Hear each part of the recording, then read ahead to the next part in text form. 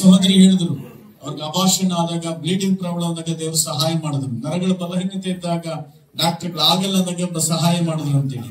ಇನ್ನು ಅನೇಕ ಕಾರ್ಯಗಳನ್ನ ಮಾಯ ಮಂತ್ರಗಳು ಮಾಡಿದ್ರು, ಪ್ರಾರ್ಥನೆ ಮಾಡಿದ್ರು, ಬಿಡುಗಡೆ ಆಯ್ತು ಅಂತೇಳಿ. ಒಂದಲ್ಲ ಒಂದು ಈ ರೀತಿ ಅನೇಕ ಅವರ ಸಾಕ್ಷಿಗಳನ್ನು ಹೇಳಿದ್ದನ್ನು ನಾವು ಕೇಳ್ತೇವೆ. ಆಮೇಲೆ ಅವರು ಮಾತ್ರ ಅಲ್ಲ, ನಿಮ್ಮಲ್ಲಿ ಸಹ ದೇವರು ಮಾಡಿದ್ದಾರೆ, ಆದ್ರೆ ನೀವು ಬಾಯಿನೇ ಬಿಡಲ್ಲ. ಆದ್ರೆ ಕೆಲವು ಮಕ್ಕಳನ್ನ ದೇವರು ಅದ್ಭುತವಾಗಿ ಕಾಪಾಡ್ಕೊಂಡ್ಬಂದ್ರಲ್ಲ ಈ ವರ್ಷದಲ್ಲಿ.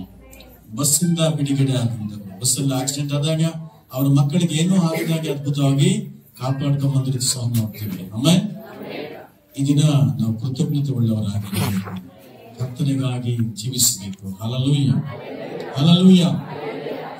ಆಕ್ಚುಲಿ ಈ ವಾರ ತಂದೆ ತಾಯಿಗಳು ಮಕ್ಕಳ ಸಮೇತವಾಗಿ ಕೃತಜ್ಞತೆ ಉಳ್ಳವರಾಗಿ ಸ್ತೋತ್ರ ಮಾಡೋದಕ್ಕೆ ಬರಬೇಕಾಗಿತ್ತು. ಯಾಕಂದ್ರೆ ಇವತ್ತು ಒಂದು ವೇಳೆ ಮಗನೋ ಮಗಳು ಸತ್ತು ಹೋಗಿದ್ರೆ ಇವತ್ತು ನೀವು ಕುತ್ಕೊಳ್ತಾ ಇರ್ಲಿಲ್ಲ. ಉಪಕಾರ ಮಾಡಿದ ನಾವೇನ್ ಮಾಡ್ಬೇಕು? ದೇವರೇ, ಈ ವರ್ಷವೆಲ್ಲ ನನ್ನ ಜೊತೆಲಿದ್ದು ನೀವು ಕಾಪಾಡಿದಿಲ್ಲ, ಅದಕ್ಕಾಗಿ ಸ್ತೋತ್ರ ಅಂತೇಳಿ ಸನ್ನಿಧಾನದಲ್ಲಿ ಸ್ತೋತ್ರ ಮಾಡಬೇಕು. ಇಂದಿನ ವಾಕ್ಯ ಭಾಗ ಸ್ತೋತ್ರ, ಕೃತಜ್ಞತೆ.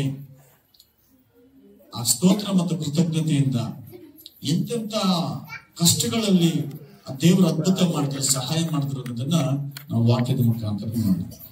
ಪ್ರಾರ್ಥನೆ ಮಾಡೋಣ. ಸರ್ವಶಕ್ತನಾದ ತಂದೆಯಾದ ದೇವರೇ, ದೇವರ ಸಮಯಕ್ಕಾಗಿ ಸ್ತೋತ್ರ. ನಿಮ್ಮ ನಾಮಕ್ಕೆ ಮಹಿಮೆಯಾಗಲಿ. ಕೃಪೆಯುಳ್ಳ ದೇವರೇ, ಕರುಣೆಯುಳ್ಳ ದೇವ ಸ್ತೋತ್ರ. ನೀವು ಮಾತಾಡಿ ನಿಮ್ಮ ದಾಸರ ಮಕ್ಕಳು ಬಲವಾಗಿ ಸಹಾಯ ಮಾಡಬೇಕಾದ್ರೆ ಕರ್ತನಾದ ಯೇಸು ಕ್ರಿಸ್ತ ಸಂಬಂಧಿಸಿದ ಕೃತಜ್ಞತೆಯಾಗಿ ನಾವು ಇರಬೇಕು. ದೇವರಿಗೆ ಸ್ತೋತ್ರ ಮಾಡುವರಾಗಿರ್ಬೇಕು. ಆಮೇಲೆ ಥ್ಯಾಂಕ್ಸ್ ಗಿವಿಂಗ್, ದೇವರಿಗೆ ಥ್ಯಾಂಕ್ಸ್ ಹೇಳ್ಬೇಕು ಯಾವಾಗಲೂ. Hallelujah, hallelujah. ದೇವರಿಗೆ ಸ್ತೋತ್ರ. ಪ್ರಾರ್ಥನೆ ಮಾಡುವಾಗ ದೇವರು ಅದ್ಭುತ ಮಾಡ್ತಾರೆ. ಮಾಡಲ್ವಾ? ಮಾಡ್ತಾರೆ. ಆಮೇಲೆ ಹೇಳ್ರಿ ಹಲ್ಲೆಲೂಯಾ. ಉಪವಾಸ ಪ್ರಾರ್ಥನೆ ಮಾಡುವಾಗ ದೇವರ ಪ್ರಾರ್ಥನೆ ಕೇಳಿ ಅವ್ರ ಉತ್ತರವನ್ನು ಕೊಡ್ತಾರೆ. ಆಮೇಲೆ ಆಮೇಲೆ ದೇವರಿಗೆ ಥ್ಯಾಂಕ್ಸ್ ಹೇಳುವಾಗ ಯಾರು ಎಷ್ಟು ಜನ ಇರಬೇಕು? ಥ್ಯಾಂಕ್ಸ್ ಹೇಳೋದಕ್ಕೆ ಎಷ್ಟು ಜನ ಇರಬೇಕು? ಇಬ್ರು. ಹೇಳುವರು, ಕೇಳಿಸ್ಕೊಳ್ಳೋರು, ಸ್ವೀಕಾರ ಮಾಡೋರು. ನನ್ನ ಗಾಡಿಗೆ ಹೋಗ್ಬಿಟ್ಟು ಥ್ಯಾಂಕ್ಸ್ ಅಂದ್ರೆ ಏನಾಗುತ್ತೆ? ರಿಯಾಕ್ಷನ್ ಇದೆಯಾ? ಇಲ್ಲ. ಅದೇ ರೀತಿಯಾಗಿ ಪ್ರಾರ್ಥಿಸುವಾಗ ಪರಲೋಕದಿಂದ ಉತ್ತರ ಬರುತ್ತೆ. ಉಪವಾಸ ಪ್ರಾರ್ಥನೆ ಮಾಡುವಾಗ ಪರಲೋಕದಿಂದ ಉತ್ತರ ಬರುತ್ತೆ. ಅದೇ ರೀತಿಯಾಗಿ ಸ್ತೋತ್ರ ಮಾಡುವಾಗಲೂ ದೇವರು ದೊಡ್ಡ ಅದ್ಭುತಗಳನ್ನ ಮಾಡ್ತಾರೆ. ಅದೇ ಥ್ಯಾಂಕ್ಸ್ ಹೇಳುವಾಗ ದೇವರೇ ಹಿಡಿದು ಬರ್ತಾರೆ. ಥ್ಯಾಂಕ್ಸ್. ಇವತ್ತು ದೇವರ ಆನಂದ ಮಾಡಕ್ ಬಂದಿದ್ದಕ್ಕಾಗಿ ಥ್ಯಾಂಕ್ಸ್ ಅಂತ ಹೇಳಿ. ಆಮೇಲೆ ದೇವರ ಸ್ತೋತ್ರ. ಹಲ್ಲೆಲೂಯಾ. ಎಷ್ಟು ಜನ ದೇವರಿಗೆ ಥ್ಯಾಂಕ್ಸ್ ಹೇಳಕ್ಕೆ ಇಷ್ಟಪಡ್ತೀರಿ? ದೇವರ ಸ್ತೋತ್ರ. ಎಷ್ಟು ಜನಕ್ಕೆ ಮನುಷ್ಯಕ್ಕೆ ಥ್ಯಾಂಕ್ಸ್ ಹೇಳಿದ್ದೀರಾ? ಯಾಕೆ ಮನುಷ್ಯಕ್ಕೆ ಥ್ಯಾಂಕ್ಸ್ ಹೇಳೋದು? ಸಹಾಯ ಮಾಡಿದಾಗ ಕೃತಜ್ಞತೆಯಾಗಿ ತುಂಬಾ ಥ್ಯಾಂಕ್ಸ್ ಹೇಳಿದ್ದಾರೆ. ಕಷ್ಟದಲ್ಲಿ ಸಹಾಯ ಮಾಡಿದ್ರಿ. ಆಮೇಲೆ ತುಂಬಾ ಕಷ್ಟದಲ್ಲಿದ್ದಾಗ ನನಗೆ ನೀವು ಸಹಾಯ ಮಾಡಿದ್ರಿ, ನನಗೆ ಆರೈಕೆ ಮಾಡಿದ್ರಿ, ನನ್ನ ಹತ್ರ ಬಂದು ನಿಂತ್ಕೊಂಡ್ರಿ, ನನ್ನ ಹತ್ರ ಮಾತಾಡಿದ್ರಿ, ನನಗೆ ಧೈರ್ಯ ಪಡಿಸಿದ್ರಿ. ತುಂಬಾ ಥ್ಯಾಂಕ್ಸ್ ಅಂತ ಹೇಳ್ತೀರಿ ಅಲ್ವಾ? ಮನುಷ್ಯರು ಮಾಡಿದಂತಹ ಸಹಾಯವನ್ನು ಹೇಳಿ ನಾವು ಅವ್ರಿಗೆ ಥ್ಯಾಂಕ್ಸ್ ಅನ್ನು ಹೇಳ್ತೀವಿ. ಆದ್ರೆ ಮನುಷ್ಯರಿಗಿಂತ ದೊಡ್ಡದಾಗಿ ತ್ಯಾಗ ಮಾಡಿದವರು ಯೇಸು ಕ್ರಿಸ್ತನ ಒಬ್ಬರೇ ಆಗಿದ್ದಾರೆ. ಹೆಣ್ಮಕ್ಳು ನೀವು ಯಾವತ್ತಾದ್ರೂ ಸಾರು ಕೊಟ್ಟಾಗ ಸಾರು ತೆಗೆದುಕೊಳ್ಳೋಕೆ ಥ್ಯಾಂಕ್ಸ್ ಪಡ್ಕೊಂಡಿದ್ದೀರಾ? ಇಲ್ಲ. ಕೊಟ್ಟವಾಗ್ಲೂ ತಗೊಂಡಿಲ್ಲ, ಎತ್ಕೊಂಡಾಗವಾಗ್ಲೂ ಹೇಳಿರಲ್ಲ. ಸಣ್ಣದಕ್ಕೂ ನಾವು ಥ್ಯಾಂಕ್ಸ್ ಹೇಳಬೇಕು, ಅಭ್ಯಾಸ ಮಾಡ್ಕೋಬೇಕು. ನಮ್ಮ ಜೀವಿತದಲ್ಲಿ ಥ್ಯಾಂಕ್ಸ್, ಕೃತಜ್ಞತೆ ಉಳ್ಳವರಾಗಿರಬೇಕು. ಹಲ್ಲೆಲೂಯಾ. ಈ ಕೃತಜ್ಞತೆ ಏನ್ ಮಾಡುತ್ತೆ? ಈ ಥ್ಯಾಂಕ್ಸ್, ಅದೊಂದು ಕೃತಜ್ಞತೆ, ಈ ಸ್ತೋತ್ರ ಪ್ರಾರ್ಥನೆಗಳು ಏನಾಗುತ್ತೆ ಗೊತ್ತಾ? ಏನಕ್ಕೋಸ್ಕರ ಮಾಡಬೇಕಂದ್ರೆ ಈಗಾಗಲೇ ನಮಗೆ ಮಾಡಿದ ಉಪಕಾರವನ್ನ ನೆನೆಸಿ ದೇವರಿಗೆ ಥ್ಯಾಂಕ್ಸ್ ಹೇಳಬೇಕು, ಸ್ತೋತ್ರ ಹೇಳಬೇಕು. ಇನ್ನು ಮುಂದೆ ನಡೀತದಲ್ಲ, ನಿಮ್ಮ ಆಲೋಚನೆ ಇದೆಯಲ್ಲ, ಅದು ಆಸೆ ಇದೆಯಲ್ಲ, ಅದು ನೆರವೇರಿಸೋದಕ್ಕೆ ಥ್ಯಾಂಕ್ಸ್ ಹೇಳಬೇಕು. ಏನಿದಕ್ಕೆ? ಈಗಾಗಲೇ ಮಾಡಿರೋದಕ್ಕೆ ನಾವೇನ್ ಮಾಡ್ಬೇಕು? ಥ್ಯಾಂಕ್ಸ್ ಅಂತ ಹೇಳಬೇಕು. ಯಾರಿಗೆ? ಏಸಪ್ಪನಿಗೆ ಹೇಳಬೇಕು. ಇನ್ನು ಮುಂದೆ ಆಗುವಂತ ಒಳ್ಳೆದನ್ನ ಗುರುತಿಸಿ, ದೇವರೇ ನನ್ನ ಜೀವಿತದಲ್ಲಿ ಇದನ್ನ ಮಾಡ್ತೀಯ, ಅದಕ್ಕಾಗಿ ಸ್ತೋತ್ರ ಅನ್ನೋದಕ್ಕೆ ಸ್ತೋತ್ರ ಮಾಡುವಾಗ, ಥ್ಯಾಂಕ್ಸ್ ಹೇಳುವಾಗ ಏನ್ ನಡೀತದೆ ಗೊತ್ತಾ? ಒಂದು ದೊಡ್ಡ ಅದ್ಭುತ ಆಗುತ್ತೆ. ನಾವು ನೀವು ಊಹೆನೆ ಮಾಡಕ್ಕಾಗಲ್ಲ, ಆ ರೀತಿ ಅದ್ಭುತ ಆಗುತ್ತೆ. ಓಕೆ, ಇನ್ನು ನಿಮ್ಗೆ ಅರ್ಥ ಆಗ್ಬೇಕು ಈ ಥ್ಯಾಂಕ್ಸ್ ಬಗ್ಗೆ ಅಂದ್ರೆ, ಟಿಕೆಟ್ ಬುಕ್ ಮಾಡ್ತೀರಾ, train ticket, bus ticket, flight ticket. ಯಾಕೆ ಬುಕ್ ಮಾಡೋದು? ಅದು ಕನ್ಫರ್ಮ್. ಟಿಕೆಟ್ ಮೊದಲೇ ಬುಕ್ ಮಾಡಿದ್ರೆ ನಮಗೆ ರಿಸರ್ವ್ ಆಗಿರ್ತದ ಸೀಟ್. ಅದು ಇಷ್ಟನೇ ನಂಬರ್ ಈ ಸೀಟ್ ನಿಮಗೆ ರಿಸರ್ವ್ ಆಗಿರ್ತದೆ ಅಂತೇಳಿ. ಅದೇ ರೀತಿಯಾಗಿ ಟ್ಯಾಕ್ಸ್ ಹೇಳುವಾಗ ದೇವರೇ ಮುಂದೆ ಆಗೋದಕ್ಕನ್ನ ಮಾಡಿದಕ್ಕಾಗಿ ಸ್ತೋತ್ರ ಅಂತ ನಂಬಿಕೆಯನ್ನು ಹೇಳುವಾಗ, ಸ್ತೋತ್ರ ಮಾಡುವಾಗ ನಂಬಿಕೆಯನ್ನು ಟ್ಯಾಕ್ಸ್ ಹೇಳುವಾಗ ಅದು ಆ ಒಂದು ಕೆಲಸ ಆಗೇ ಆಗುತ್ತೆ.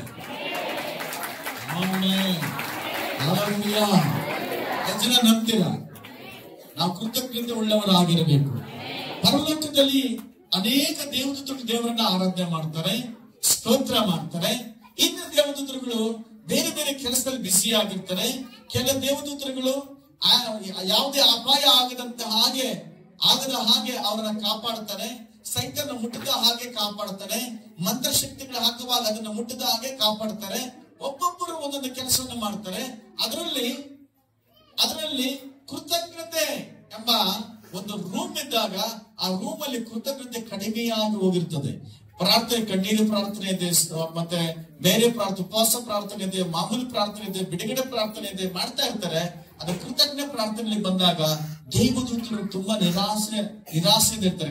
ಕಾರಣ ಅಂದ್ರೆ ಆ ರೂಮ್ ಅಲ್ಲಿ ಅಥವಾ ಆ ದೇವದೂತರ ಒಂದು ಜಾಗಕ್ಕೆ ಕೃತಜ್ಞತೆ ಸ್ವೀಕಾರ ಮಾಡೋದಕ್ಕೆ ಹೋಗುವಾಗ ಜನಗಳಲ್ಲಿ ಯಾರೋ ಕೆಲವರು ಮಾತ್ರ ಕೃತಜ್ಞತೆ ಹೇಳ್ತಾರೆ, ಉಳಿದವರೆಲ್ಲ ಸಂತೋಷವಾಗಿ ಹೋಗ್ತಾ ಇರ್ತಾರೆ. ಆ ದೇವದೂತ ನಿಜವಾಗ್ಲೂ ದುಃಖ ಪಡ್ತಾರೆ, ದೇವರು ದುಃಖ ಪಡ್ತಾರೆ. ದೇವರು ಮಾಡಿದ ಒಂದೊಂದು ಉಪಕಾರವನ್ನು ನೆನೆಸಿ ನಾವು ಸ್ತೋತ್ರವನ್ನ ಮಾಡಬೇಕು. ಆಮೇನ್ ಆಮೇನ್.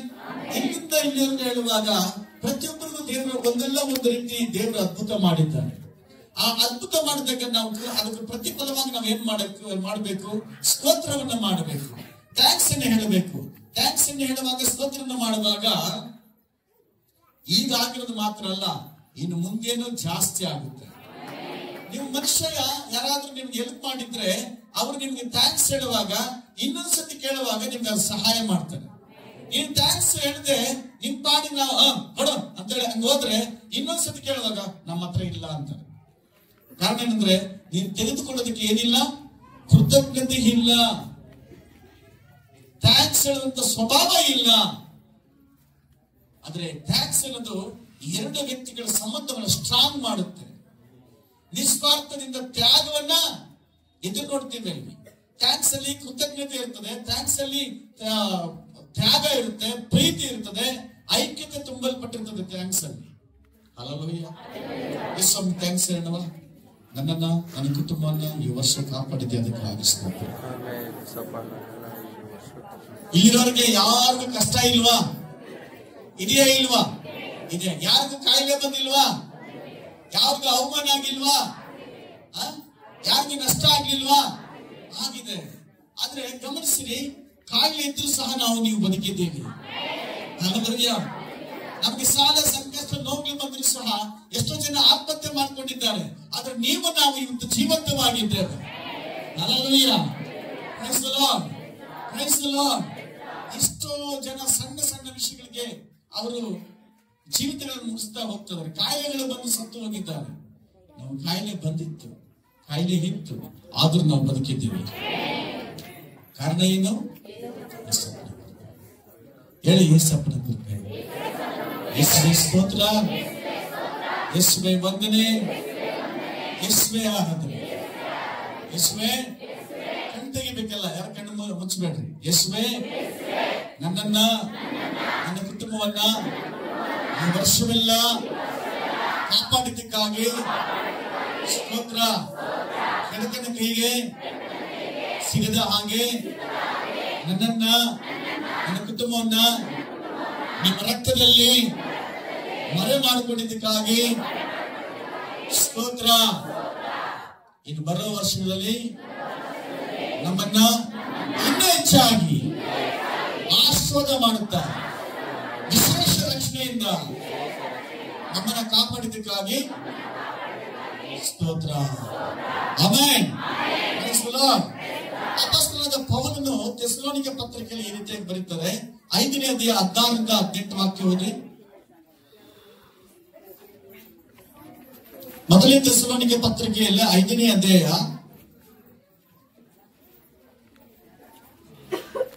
16 ಯಾವಾಗಲೂ ಸಂತೋಷಿಸಿರಿ. ಆಮೆನ್. ಜನಗೆ ಯಾವಾಗಲೂ ಸಂತೋಷವಾಗಿರ್ಲಿಕ್ಕೆ ಇಷ್ಟ ಇದೆ. ಆಮೆನ್. ಯಾವಾಗಲೂ ಸಂತೋಷ. ಬೈಬಲ್ ಹೇಳುತ್ತೆ, ಯೇಸು ಹೇಳ್ತಿದ್ದಾರೆ, ವಾಕ್ಯ ಹೇಳುತ್ತೆ, ಯಾವಾಗಲೂ ಸಂತೋಷಿಸಿರಿ. ಎಲ್ಲರಿಗೂ ಇಷ್ಟ ಸಂತೋಷವಾಗಿರೋದಕ್ಕೆ. ಎಲ್ಲರಿಗೂ ಇಷ್ಟನೇ ಇಲ್ವಾ? ಇಷ್ಟ ಇದೆಯಾ ಇಲ್ವಾ? ಜೊತೆಗೆ ಇದೆಯಾ ಇಲ್ವಾ? ಹೇಳಿ, ಯಾವಾಗ್ಲೂ ಸಂತೋಷವಾಗಿರಬೇಕು. ಆಮೆನ್. ಇದು ಯಾರು ಹೇಳಿದ್ದು? ಯೇಸಪ್ಪ ಹೇಳಿದ್ದು. ತಂದೆ ತಾಯಿ ತನ್ನ ಮಕ್ಕಳ ಕುರಿತ ಹೇಳ್ತಾರೆ, ನನ್ನ ಮಕ್ಕಳು ಯಾವಾಗಲೂ ಸಂತೋಷವಾಗಿರಬೇಕು ಅಂತ. ಆಮೆನ್. ಹಲ್ಲೆಲೂಯಾ. ಗಮನಿಸ್ರಿ, ಯಾವಾಗಲೂ ಸಂತೋಷವಾಗಿರಬೇಕು ಅಂದಾಗ ನಿಮ್ಮಲ್ಲಿ ಒಂದು ಪ್ರಶ್ನೆ ಇದೆ. ನಾನು ಸಂತೋಷವಾಗಿರ್ಬೇಕಾದ್ರೆ ಇಂತಹ ರೇಷ್ಮೆ ಸೀರೆ ಇದ್ರೆ ಮಾತ್ರ ನನ್ನ ಸಂತೋಷ, ಇಷ್ಟು ಹಣ ಇದ್ರೆ ನನ್ನ ಸಂತೋಷ, ಇಷ್ಟು ಬಂಗಾರ ಇದ್ರೆ ನನ್ನ ಸಂತೋಷ, ಇಂತಹ ಮನೆ ಇದ್ರೆ ನನ್ನ ಸಂತೋಷ ಅಂತ ಅಂದ್ಕೊಂಡಿದ್ದೀರಾ ಅಲ್ವಾ? ಸಂತೋಷ ಅನ್ನೋದು ಅದಲ್ಲ. ದೊಡ್ಡ ಬಿಲ್ಡಿಂಗ್ ಕಟ್ಟಿ ಇವಾಗ ನೋಡಿ, ಗುಡಿಸಲಾಗಿದ್ದಾಗ್ಲೂ ಒಬ್ಬರೇ ಇರ್ತಾರೆ, ಒಂಟಿಯಾಗಿ ಇರ್ತಾರೆ, ಯಾರ ಜೊತೆನೂ ಮಾತಾಡಲ್ಲ. ಅವ್ರಿಗೊಂದು ದೊಡ್ಡ ಮನೆ ಕಟ್ಕೊಳ್ತಾರೆ, ಸುಂದರವಾದಂತ ಒಳ್ಳೆ ಮನೆ ಕಟ್ಕೊಳ್ತಾರೆ, AC ರೂಮ್ ಇರ್ತದೆ. ಆದ್ರೂ ಸಹ ಗುಡಿಸಲಾಗಿದ್ದಾಗ್ಲೂ ಒಂಟಿಯಾಗಿರ್ತಾರೆ. ದೊಡ್ಡ ಮನೆಗೆ ಹೋಗ್ಬಿಟ್ರು ಅಂದಾಗ್ಲೂ ಅವ್ರು ಒಂಟಿಯಾಗಿರುವ ಎಲ್ಲಿದ್ರು ಒಂಟಿಯಾಗಿ ಇರ್ತಾರೆ. ಮನೆ ಮುಖ್ಯ ಅಲ್ಲ, ಇಲ್ಲಿ ಸಂತೋಷ ಮುಖ್ಯ. ಆಮೆನ್. ಹಲ್ಲೆಲೂಯಾ. ಹಣ ಇದ್ದ ಮಾತ್ರ ಎಲ್ಲರೂ ಸಂತೋಷವಾಗಿಲ್ಲ. ಹಣ ಇರೋದ್ರಿಂದ ಮೈ ತುಂಬಾ ಬಟ್ಟೆ ಹಾಕೋಬಹುದು, ಹೊಟ್ಟೆ ತುಂಬಾ ಊಟ ತಿನ್ಬಹುದು. ಇದು ಬಿಟ್ಟು ಬೇರೆ ಏನ್ ಮಾಡಕ್ ಸಾಧ್ಯ? ಕಲ್ದನ್ ಕೆಳಗೆ ನೀವು ದುಡ್ಡಿಟ್ಕೊಂಡ್ರೆ ನಿದ್ದೆ ಬರುತ್ತಾ? ಬರಲ್ಲ. ಅವತ್ತಿನ ಕಾಟ ಅವತ್ತು ಸಾಕು, ದೇವ್ರ ಆಶೀರ್ವಾದ ಮಾಡ್ತಾನೆ. ಆಮೆನ್. ಆಮೆನ್. ನಿಮ್ಮ ಬಂಧುಗಳು ಸ್ನೇಹಿತರೆಲ್ಲ ಬರ್ತಾರೆ ನಿಮ್ಮ ಹಣ ಇದ್ದಾಗ. ಬರ್ತಾರೆ, ಬರಲ್ವಾ? ಅದೇ ದುಡ್ಡಿಲ್ಲ ಅಂದ್ರೆ ನೀನ್ ಯಾರ ಗೊತ್ತಿಲ್ಲ. ದುಡ್ಡಿದ್ರೆ ನಮ್ಗೆ ಸಂಬಂಧ ಇದ್ದಾರಲ್ಲ ಸಂಬಂಧಿಕರು, ಸಂಬಂಧ ಇದ್ದಿದ್ರಲ್ಲ ಸಂಬಂಧಿಕರು. ದುಡ್ಡಿಲ್ಲ ಅಂದ್ರೆ ಸಂಬಂಧಿಕರು ಕೂಡ ಬೇರೆಯವರು ಆಗ್ಬಿಡ್ತಾರೆ. ಅವರೇ ನಮ್ದವ್ರ ಸಂಬಂಧ ಇಲ್ಲಪ್ಪ, ಅದೇನ ಗೊತ್ತಿಲ್ಲ. Hallelujah. Praise the Lord. Praise the Lord. ಎಷ್ಟು ಜನ ನಿಮ್ಮ ನೋವನ್ನ ತಿಳಿದುಕೊಳ್ಳಕ್ಕೆ ನಾನು ನಿನ್ನ ಬದಲು ನೋವನ್ನ ಕೊಡೋರು ಯಾರಿದ್ದಾರೆ? ನಿಮ್ಮ ತಲೆನೋವನ್ನ ನಾನು ತಲೆನೋವು ತಗೊಳ್ತೀನಿ, ನಿನ್ ತಲೆನೋವು ಕೊಡು. ನಿನ್ ಹೊಟ್ಟೆ ನೋವು ನನಗೆ ಕೊಡು, ನಾನು ಹೊಟ್ಟೆ ನೋವು ತಿಂತೀನಿ. ನೀನು ಸೊಂಟ ನೋವು ಕೊಡು, ನಾನು ತಗೊಳ್ತೀನಿ ಅಂದ್ಕೊಳ್ಳೋರು ಯಾರಿದ್ದಾರೆ?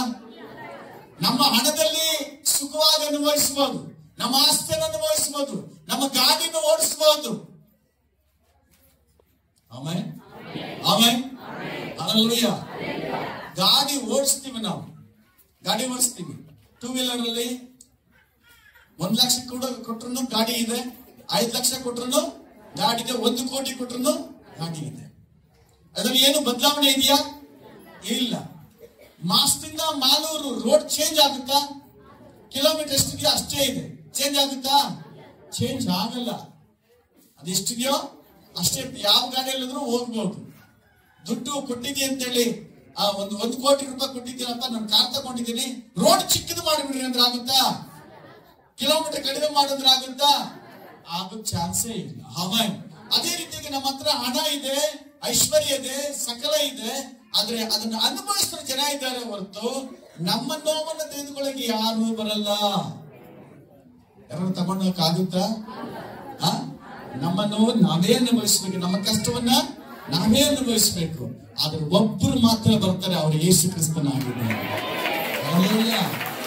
ಒಬ್ಬರು ಮಾತ್ರ. ಅವ್ರು ಯಾರು? ಅದಕ್ಕಾಗಿ ನಾವು ದೇವರಿಗೆ ಕೃತಜ್ಞತೆ ಉಳ್ಳವರಾಗಿರಬೇಕು.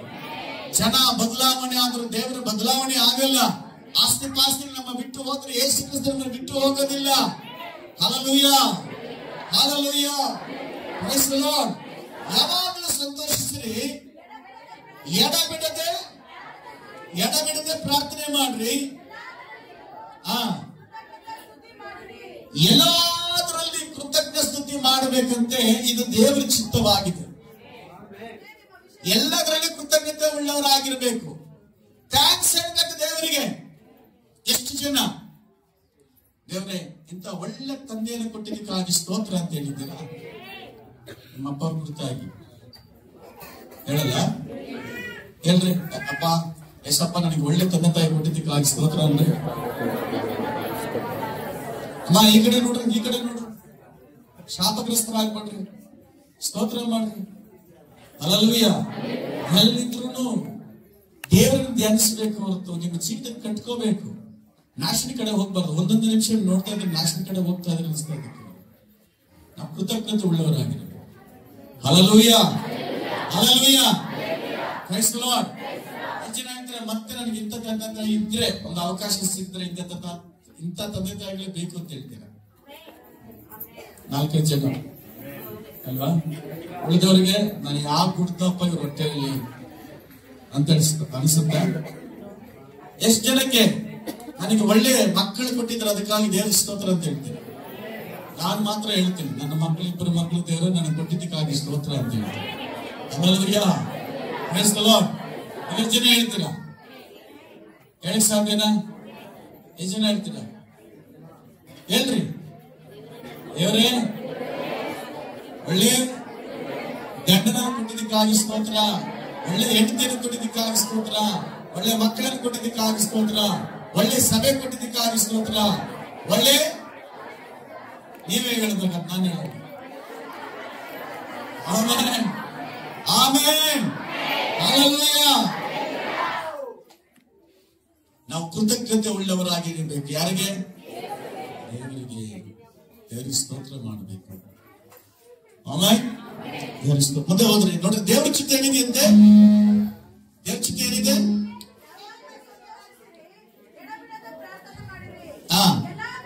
ಎಲ್ಲಾದ್ರಲ್ಲಿ ಕೃತಜ್ಞ ಸ್ತುತಿ ಮಾಡ್ರಿ.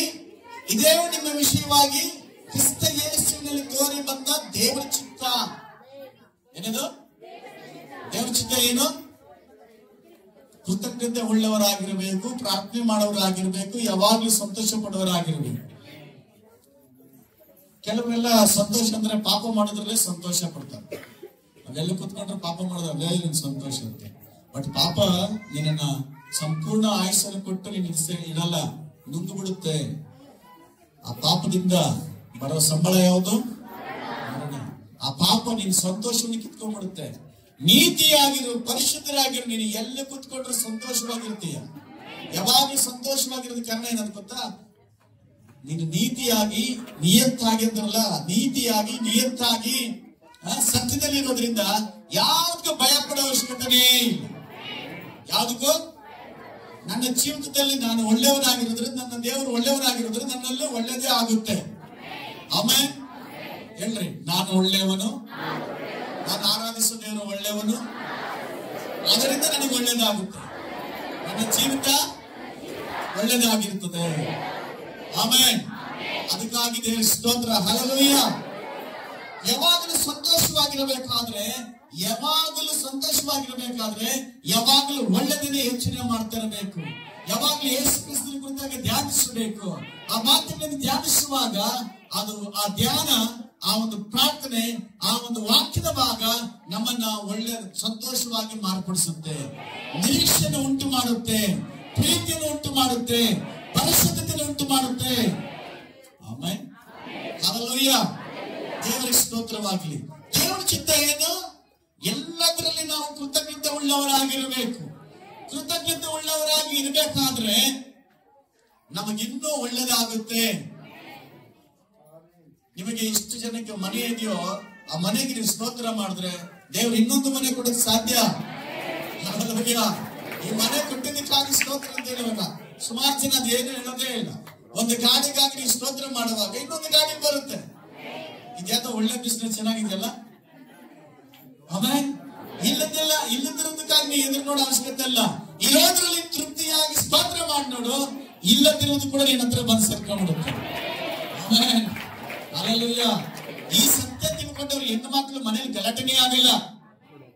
ಯಾಕೆ ಹೇಳ್ರಿ? ಯಜಮಾನ ನೀನ್ ತಂದು ಕೊಡ್ತಿದ್ರು ಪರವಾಗಿಲ್ಲಪ್ಪ, ನಾನು ತರ್ಸ್ಕೊಳ್ತ ನನಗೆ ಗೊತ್ತು. ಅದ್ರ ರಹಸ್ಯ ಯಾರು ಗೊತ್ತಿರ್ತದೆ ಗೊತ್ತಾ? ದೇವರನ್ನ ರುಚಿಸಿ ನೋಡಿದವ್ರಿಗೆ ಮಾತ್ರ ಗೊತ್ತಿರ್ತದೆ. ಆಮೇಲೆ ದೇವರನ್ನ ರುಚಿಸಿ ನೋಡಿದವ್ರು ಮಾತ್ರ ಗೊತ್ತಿರ್ತದೆ. ಎಷ್ಟು ಜನಕ್ಕೆ ನಾನು ಪ್ರಾರ್ಥನೆ ಮಾಡಿದ್ರೆ ಸ್ತೋತ್ರ ಮಾಡಿದ್ರೆ ನನಗೆಲ್ಲ ಜಯ ಆಗುತ್ತೆ ಅಂತ ನಂಬ್ತೀರಾ? ಆಮೇಲೆ ಈ ಜಯ ಕೈ ಎತ್ತಿದವರು ಯಾವತ್ತು ಜಗಳನೇ ಮಾಡಬಾರ್ದು. ಅಲ್ಲಿ ಜಗಳ ನಡೀತದೆ, ಇಲ್ಲಿ ಸ್ತೋತ್ರ ಮಾಡಿದ್ರೆ ಆ ಜಗಳ ನಿಂತೋಗುತ್ತೆ. ನಮ್ಮ ಮನೆಗೆ ಯಾವ ಮಂತ್ರಗಳು ಆಗೋದಿಲ್ಲ, ಸ್ತೋತ್ರ ಅಂತ ಹೇಳಿದ್ರೆ ಸಾಕು, ಯಾವ ಮಂತ್ರಗಳು ನಿಲ್ಲಲ್ಲ, ಕಟ್ಟೇನು ನಿಲ್ಲಲ್ಲ, ಮಂತ್ರವಾಗಿ ನಿಮ್ಮ ಮನೆ ಕಡೆ ಬರಲ್ಲ. ಹುಡುಗುಡುಗ್ಲಂತ ತಲೆ ಹಾಕಿ ಮಲ್ಗಲ್ಲ. ಯಾರು ಭಯ ಬೀಳ್ತಿರೋ ಹುಡುಗುಡುಗಳು ಮಾತ್ರ ಬಲೆ ಭಯ ಬೀಳ್ತಾರೆ ಅಲ್ವಾ? ಅವ್ನು ಇಲ್ದೆಲ್ಲ ಹೇಳ್ಬಿಡ್ತಾನೆ. ಈಗ ಏಮೋ ಒಂದು ಅಂದ್ರೆ ಸಾಕು, ಏಮುಂದು ಅದ್ ಹೇಳ್ಬೇಕು, ఏమూలే దేవుడు ఉన్నాడు నా ఇంట్లో. ఏమో ఉంది కాదు, నీకు తెలిసింది ఏమో ఉంది కాదు, నా ఇంట్లో యేసప్ప ఉన్నాడు.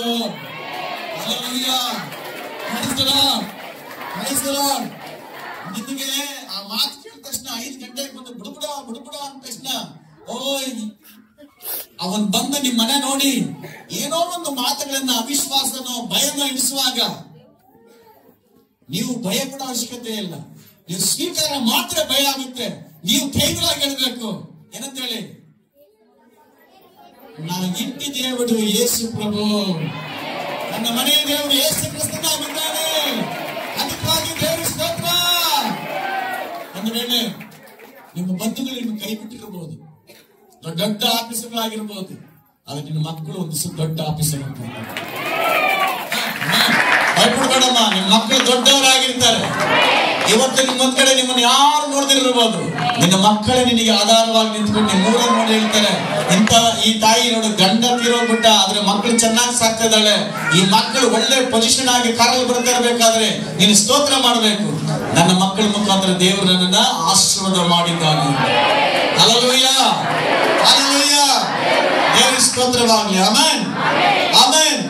ದೇವರ ಚಿತ್ತ ಎಲ್ಲಾ ವಿಚಾರದಲ್ಲಿ ನಾವೇನ್ ಮಾಡಬೇಕು? ಕೃತಜ್ಞತೆ ಉಳ್ಳವರಾಗಿರ್ಬೇಕು, ಥ್ಯಾಂಕ್ಸ್ ಅನ್ನು ಹೇಳಬೇಕು. ಹೆಚ್ಚಿನ ಹೆಣ್ಣು ಮಕ್ಕಳು ಗಂಡು ಮಕ್ಕಳು ದೇವರಿಗೆ ಥ್ಯಾಂಕ್ಸ್ ಹೇಳಿದ್ರೆ ನಾನು ಪಾಸ್ ಆಗಿದ್ದಕ್ಕಾಗಿ ಸ್ತೋತ್ರ ಅಂತ. ನೀವು ಯಾರು ಹೇಳಿಲ್ವೋ ಈ ವರ್ಷ ಗ್ಯಾರಂಟಿ ಫೇಲ್, ಅದಕ್ಕೆ ಬೇಗ ಹೇಳ್ಕೊಡಿ. ಅದೇ ಹಿಂಗೆ ದೇವ್ರ ಮೇಲೆ ಚಾಲೆಂಜ್ ಎಲ್ಲ ಮಾಡಕ್ ಹೋಗ್ಬೇಡ. ನಿನ್ ಟ್ಯಾಲೆಂಟ್ ಎಲ್ಲ ಕಷ್ಟ ಬಿಟ್ಟಿಲ್ಲ, ನಿನ್ ಜ್ವರ ಬಂದ್ಬಿಡ್ತಪ್ಪ ಅವತ್ತೇನೆ ಒಂದ್ ಪೇಪರ್ ಬರೆಯಕ್ಕಾಗಲ್ಲಪ್ಪ, ಏನ್ ಮಾಡ್ತೀಯ?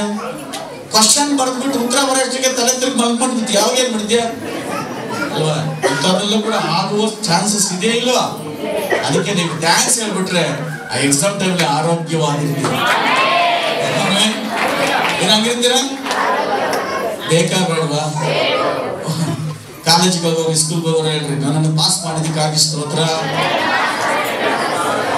ನಿಮಗೆ ನಂಬಿಕೆ ಇಲ್ಲ. ಕೆಲವರು ಮಾತನ್ನು ನೋಡಿದಾಗ ಅದೇನು ಪಾಸ್ ಮಾಡ್ಬಿಡ್ತಾರೆ. ನನ್ನ ನಂಬಿಕೆ ಇದೆ, ಸಭೆ ಮಕ್ಕಳೆಲ್ಲರೂ ಪಾಸ್ ಆಗ್ತೀವಿ. Amen, amen, praise the Lord. ಸಭೆ ಮಕ್ಕಳು ಫೇಲ್ ಅನ್ನಬಾರದು, ಎಲ್ಲರಲ್ಲಿ ಪಾಸ್. ಆಮೆನ್, ದೇವರಿಗೆ ಸ್ತೋತ್ರವಾಗಲಿ. ಹಲ್ಲೆಲೂಯಾ. ಎಫೆಸರ ಪತ್ರಿಕೆ 5:20 ವಾಕ್ಯ. ಈ ಥ್ಯಾಂಕ್ಸ್ ಗಿವಿಂಗ್ ಹೆಂಗಿರ್ತದಂದ್ರೆ, ಒಂದು ಸ್ತುತಿ, ಆರಾಧನೆ, ಕೃತಜ್ಞತೆ ಒಂದು ಪವರ್ಫುಲ್ ವೆಪನ್, ಒಂದು ಶಕ್ತಿಶಾಲಿಯಿಂದ ಆಯುಧ ಯಾವುದಂದ್ರೆ ಪ್ರಾರ್ಥನೆ ಮತ್ತು ಕೃತಜ್ಞತೆ. ಯಾರಲ್ಲಿ ಪ್ರಾರ್ಥನೆ, ಸ್ತೋತ್ರ, ಪ್ರಾರ್ಥನೆ, ಕೃತಜ್ಞತೆ ಇರ್ತದೋ ಅವ್ರ ಹತ್ರ ದೊಡ್ಡ ಫಿರಂಗಿ ಬಾಂಬ್ ಇದ್ದಂಗೆ, ಆಮೇಲೆ ದೊಡ್ಡ ಮಿಷಿನ್ ಗನ್ ಇದ್ದ ಹಾಗೆ. ಹಲ್ಲೆಲೂಯಾ.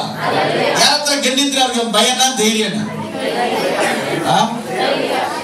ನಿಮ್ಮ ಹತ್ರ ಗಂಡು ಕೊಟ್ಟಿರ್ತಾರೆ ಸರ್ಕಾರದವರು, ನಿಮ್ಮ ಹತ್ರ ಗಂಡು ಕೊಟ್ಟಿರ್ತಾರೆ. ಹೆಂಗಿರ್ತಾರೆ? ನಿಮ್ಮ ಮನಸ್ಸು ಹೆಂಗಿರುತ್ತೆ? ನಿಮ್ಮ ಮನೆಯವರು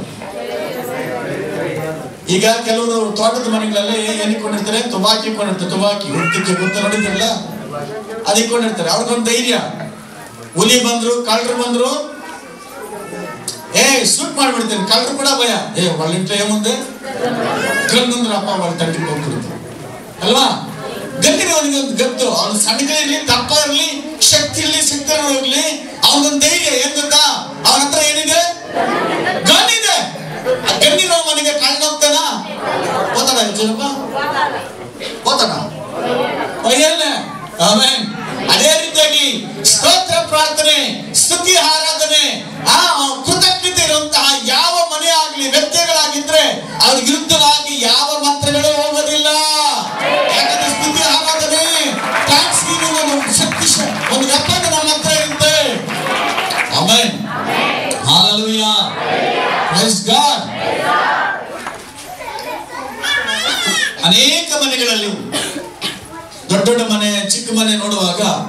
ಇನ್ನೊಂದು ಮನೆ ಮೇಲೆ ಒಂದು ಬೊಂಬೆ ಇಟ್ಟಿರ್ತಾರೆ. ಆ ಬೊಂಬೆಗೆ ದಿಷ್ಟಿ ಬೊಂಬೆ ಅಂತ ಕರೀತಾರೆ. ಆ ಬೊಂಬೆಗೆ 2 ಹಲ್ಲುಗಳು ಉದ್ದ ಇರ್ತವೆ. ಅದು ಯಾರು ಎಲ್ಲಿ ನೋಡ್ಕೊಂಬಂದ್ರೆ ಗೊತ್ತಿಲ್ಲ. ಕಣ್ಣುಗಳು ಕೆಂಪುಗ ಭಯಂಕರವಾಗಿರ್ತವೆ. ಅದು ಬೆಳಗ್ಗೆ ಎದ್ದ ತಕ್ಷಣ ಯಾರೋ ನೋಡಿದ್ರೆ ಜ್ವರ ಬಂದ್ಬಿಡುತ್ತೆ. ಆದ್ರೆ ನಿಜವಾಗ್ಲೂ ಅದು ಕಾಯುತ್ತ ಮನೆಯನ್ನ? ಅಂತ ಮನೆಗಳಿಗೆ ಎಷ್ಟು ಜನ ಮನೆಗಳಿಗೆ ಮಾಯಮಂತ್ರ ಆಗ್ಲಿಲ್ಲ, ಕೆಡುಕು ಮಾಡ್ಲಿಲ್ಲ, ದೆವ್ವಗಳು ಸೇರ್ಕೊಂಡಿಲ್ಲ. ಹಾಗಾದ್ರೆ ಆ ಬೊಂಬೆ ಡಿಸ್ಟ್ ಬೊಂಬೆ ಏನಾಯ್ತು? ಹಂಗಾದ್ರೆ ಡಿಸ್ಟ್ ಬೊಂಬೆ ನಿದ್ದೆ ಮಾಡ್ಬಿಡ್ತು.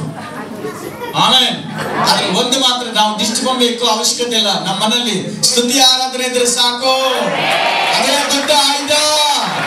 ಆಮೇಲೆ ಯಾರ ಮನೆಯಲ್ಲಿ ಸ್ತುತಿ ಆರಾಧನೆ ಇರ್ತದೋ ಅವರ ಮನೆ ಕಡೆಗೆ ಯಾವ ದುಷ್ಟ ಶಕ್ತಿಗಳು ಬರೋದಿಲ್ಲ. ಈಗ ಮಾಲಿನಿಂದ ಮಾಸ್ತಿಗೆ ಬಂದ್ರಿ, ಮನೆಗೆ ಬಂದ್ರಿ, ಬರ್ತಷ್ಟೇ ಹೇಳ್ಬೇಕು, ದೇವ ನನ್ನ ಕ್ಷೇಮ ಕರ್ತವ್ಯಕ್ಕಾಗಿ ಸ್ತೋತ್ರ. ಹಲ್ಲೆಲೂಯ. ಒಂದು ಕೆಲಸಕ್ಕೆ ಹೋಗುತ್ತಾ ಬಂತಾ ಹೇಳ್ಬೇಕು, ದೇವರೇ ನನ್ನ ಕೆಲಸಕ್ಕೆ ಕರ್ಕೊಂಡು ಹೋಗಿದ್ದಕ್ಕಾಗಿ ಸ್ತೋತ್ರ. ಹಲ್ಲೆಲೂಯ. ನಮ್ಮ ಕಣ್ಣು ಮುಂದೆ ಎಲ್ಲ ಎಷ್ಟೆಷ್ಟೋ ಅದ್ಭುತಗಳಾಗ್ತಾ ಇರ್ತವೆ, ಆಶ್ಚರ್ಯಗಳಾಗ್ತಾ ಇರ್ತವೆ. ಆದ್ರೆ ನಮಗೆ ಅದ್ಭುತ ಮೇಲೆ ಅದ್ಭುತ ಮಾಡ್ತಾ ಇರ್ತವೆ. ಅದಕ್ಕಾಗಿ ದೇವರ ಸ್ತೋತ್ರ ಮಾಡಬೇಕು. ನಮ್ಮ ದೇವರು ಯೇಸು ಸ್ವಾಮಿ ನಿಜವಾದ ದೇವರು, ಜೀವಿಸುವ ದೇವರಾಗಿದ್ದಾನೆ. ಎಲ್ಲಾ ಸಮಯದಲ್ಲಿ ಎಲ್ಲಾ ಜಾಗದಲ್ಲಿ ಇರ್ತಾರೆ. ಚಪ್ಪಳ ದೇವರ ಮಹಿಮೆಗಾಗಿ. ಆಮೆನ್. ಹಲ್ಲೆಲೂಯ. ದೇವರ ಸ್ತೋತ್ರ. ಮತ್ತಾಯ ಬರೆದ ವಾರ್ತೆ 14ನೇ ಅಧ್ಯಾಯ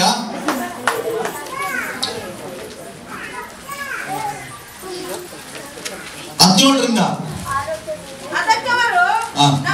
ಅದಕ್ಕವರು ನಮಗೆ ಇಲ್ಲಿ 5 ರೊಟ್ಟಿ 2 ಮೀನು ಹೊರತು ಮತ್ತೇನು ಇಲ್ಲ ಅನ್ನಲಾಗಿ ಆತನು ಅವುಗಳನ್ನು ಇಲ್ಲಿ ನನಗೆ ತಂದು ಕೊಡಿರಿ ಅಂದನು. ಗಮನಿಸಿರಿ. ಯೇಸು ಸ್ವಾಮಿ ಕಾಲದಲ್ಲಿ ಒಂದು ಅದ್ಭುತ ನಡೆದಂತ ಕಾರ್ಯ. ಯೇಸು ಸ್ವಾಮಿ ಊರಿಗೆ ಹೋಗ್ತಾ ಇರ್ಬೇಕಾದ್ರೆ ಸಾವಿರಾರು ಜನ ಅದನ್ನು ಹಿಂಬಾಲಿಸ್ತಾರೆ. ಒಂದು ಸಾರಿ ಅವರು ಒಂದು ಕಾಡಲ್ಲಿ ಪ್ರಸಂಗವನ್ನ ಮಾಡ್ತಾ ಇದ್ದಾರೆ. ಆ ಪ್ರಸಂಗದ ಕೂಟಕ್ಕೋಸ್ಕರ ಸುತ್ತಮುತ್ತಲ ಹಳ್ಳಿ ಜನ ಬರ್ತಾ ಇದ್ದಾರೆ. ಶಿಷ್ಯರು ಹೇಳಿದ್ದಾರೆ, ಯೇಸು ಸ್ವಾಮಿ ಬರ್ತಾರೆ ಬನ್ರಿ ಅಂತೇಳಿ ಒಂದು ಅನೌನ್ಸ್ಮೆಂಟ್ ಆಗಿರ್ತದೆ. ಆ ದಿನಗಳಲ್ಲಿ ಯಾವುದೇ ವಾಲ್ ಪೇಪರ್ ಆಗಲಿ ಸೌಂಡ್ ಸಿಸ್ಟಮ್ ಆಗಲಿ ಇಲ್ಲ. ಈ ಶಿಷ್ಯರೇ ಹೋಗಿ ಹಳ್ಳಿಗೆ ಹೇಳ್ತಾರೆ ಯೇಸು ಸ್ವಾಮಿ ಬರ್ತಾರೆ ಅಂತೇಳಿ. ಸುವಾರ್ತೆಯನ್ನು ಸಾಕ್ತಾ ಯೇಸು ಕ್ರಿಸ್ತನ ಬರೋಣದ ಬಗ್ಗೆ ಎಂತಹ ದಿನ ಈ ಕಾಡಿಗೆ ಯೇಸು ಸ್ವಾಮಿ ಬರ್ತಾರೆ ಅಂತ ಹೇಳ್ತಾ ಬಂದಾಗ ಗುಂಪಾಗಿ ಹಳ್ಳಿಯಿಂದ ಗುಂಪಾಗಿ ಕುಟುಂಬವಾಗಿ ಯೇಸು ಸ್ವಾಮಿ ವಾಕ್ಯವನ್ನು ಕೇಳೋದಕ್ಕೆ ಬರ್ತಾ ಇದ್ದಾರೆ. ಅದರಲ್ಲಿ ಒಂದು ಮುಖ್ಯವಾದಂಥದ್ದು ತಿಳಿಸ್ಕೊಡ್ತೇವೆ. ನಾಳೆ ಬರ್ತಾರೆ ಅಂದ ತಕ್ಷಣ ರಾತ್ರಿನೇ ಎಲ್ಲಾ ತರದ ಅಡಿಗೆಗಳನ್ನ ಮಾಡಿಕೊಂಡು ತಯಾರಿ ಮಾಡಿಕೊಂಡಿದ್ದಾರೆ. ಅದರಲ್ಲಿ ಒಂದು ಕುಟುಂಬ, ಆ 2 ಮಕ್ಕಳಿದ್ದಾರೆ.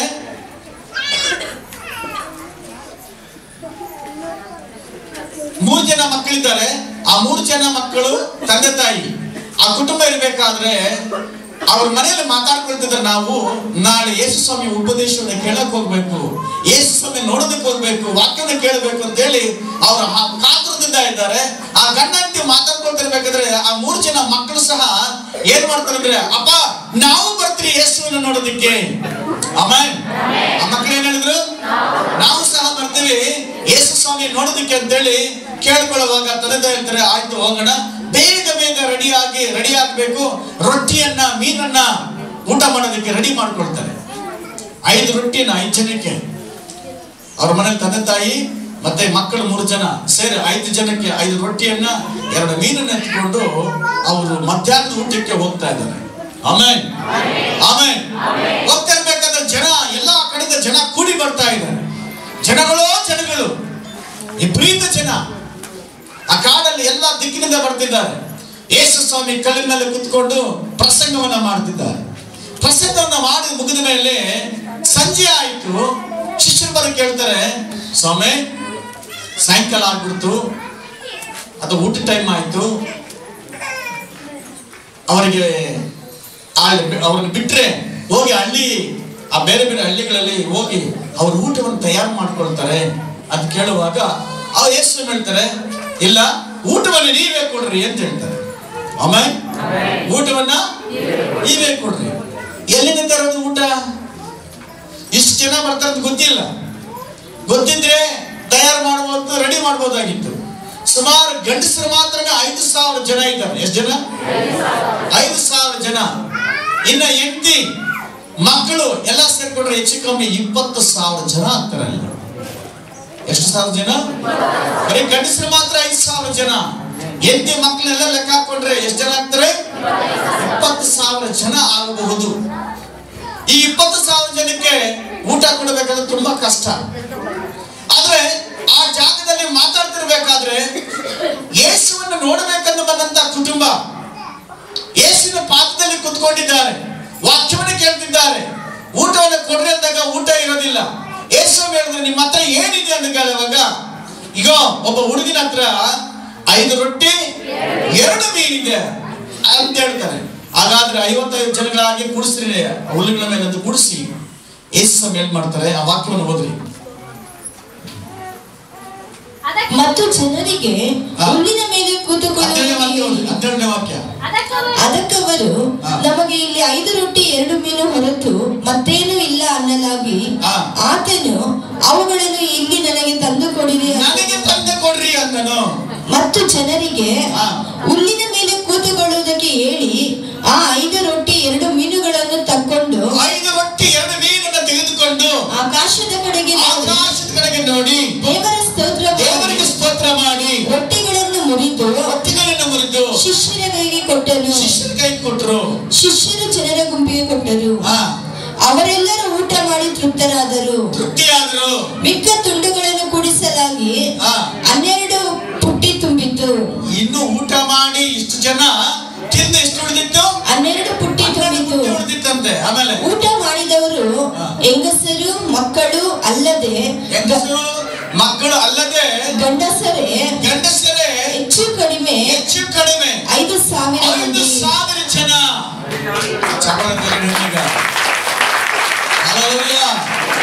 5 ರೊಟ್ಟಿ 2 ಮೀನು.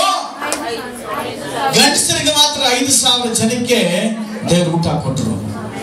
ಆಮೇಲೆ ಎಲ್ಲಿವರೆಗೂ ಅವರೇ ತಿಂದಿದ್ರೆ 5 ಜನ ತಿನ್ನಕ್ಕೆ ಅವಾಗ್ಲೂ ಸಾಲ್ತಾ ಇರಲಿಲ್ಲ. ಯಾವಾಗ ಯೇಸು ಸ್ವಾಮಿ ಕೈಗೂ ಹೋಯ್ತೋ 5 ರೊಟ್ಟಿ 2 ಮೀನು 20,000 ಜನಕ್ಕೆ ಊಟ ಆಯ್ತು. ಹಲ್ಲೆಲೂಯ. ಅವರ್ಯಾರೋ ತಂದೆ ತಾಯಿಗಳು, ಒಳ್ಳೆ ತಂದೆ ತಾಯಿಗಳು ಮಕ್ಕಳಿಗೆ ಕೊಡೋ ಮನಸ್ಸನ್ನ ಕಲಿಸ್ಕೊಟ್ಟಿದ್ದಾರೆ. ಒಂದು ವೇಳೆ ಚಿಪುಂಡ್ರಾಗಿದ್ರೆ ಪೆಟ್ಕೋ ಇವ್ರಿಗೆ ಪೆಟ್ಕೋ ಆ ಯೇಸು ನಮ್ಗೆ ಬುದ್ಧಿಲಿಯೋದು ಎಕಡೆ ಸೇರಿಸ್ಕೊಂಡ್ರು ಮನವೇ ತಿನ್ನೋಲ್ಲ. ಕೆಲವು ತಂದೆ ತಾಯಿಗಳು ಮಕ್ಕಳು ಕೊಡಕ್ ಬಂದ್ರು ಬಿಡೋದಿಲ್ಲ. ಹಂಗೆಲ್ಲ ಮಾಡಬಾರ್ದು, ಆಶೀರ್ವಾದ ಬರ್ತದೆ. ಶಾಪದಲ್ಲಿ ನಾನು ಶಾಪದಲ್ಲಿ ಇದ್ದೀನಿ, ನನ್ನ ಮಗಳೇ ನೀನು ಶಾಪದಲ್ಲಿ ಇರ್ರಿ ಅಂತ ಹೇಳಿ ತಂದೆ ತಾಯಿಗಳು ಕೊಡಕ್ಕೆ ಬಿಡಲ್ಲ.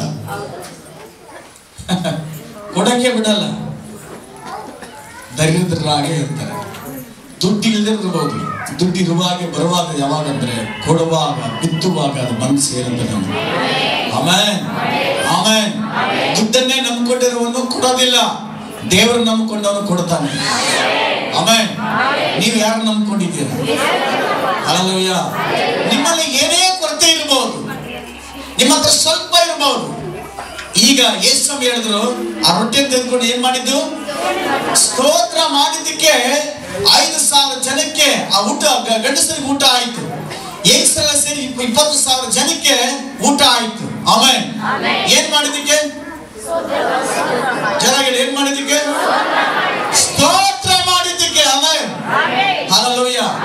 ನಿಮ್ಮ ಸಂಬಳ ವಾರಕ್ಕೋ ತಿಂಗಳಿಗೋ ಸಂಬಳ ಬಂದಾಗ ದೇವರಿಗೆ ಇಟ್ಕೊಂಡು ಸ್ತೋತ್ರ ಮಾಡಿದ್ದೀರಾ? ಎಷ್ಟೋ ಕುಟುಂಬಗಳು ಒಬ್ಬರು ಇಬ್ಬರು ಮಾಡಿದಿರಿ, ಇನ್ನೆಷ್ಟೋ ಕುಟುಂಬಗಳಿಗೂ ಸ್ತೋತ್ರನೇ ಮಾಡಲ್ಲ.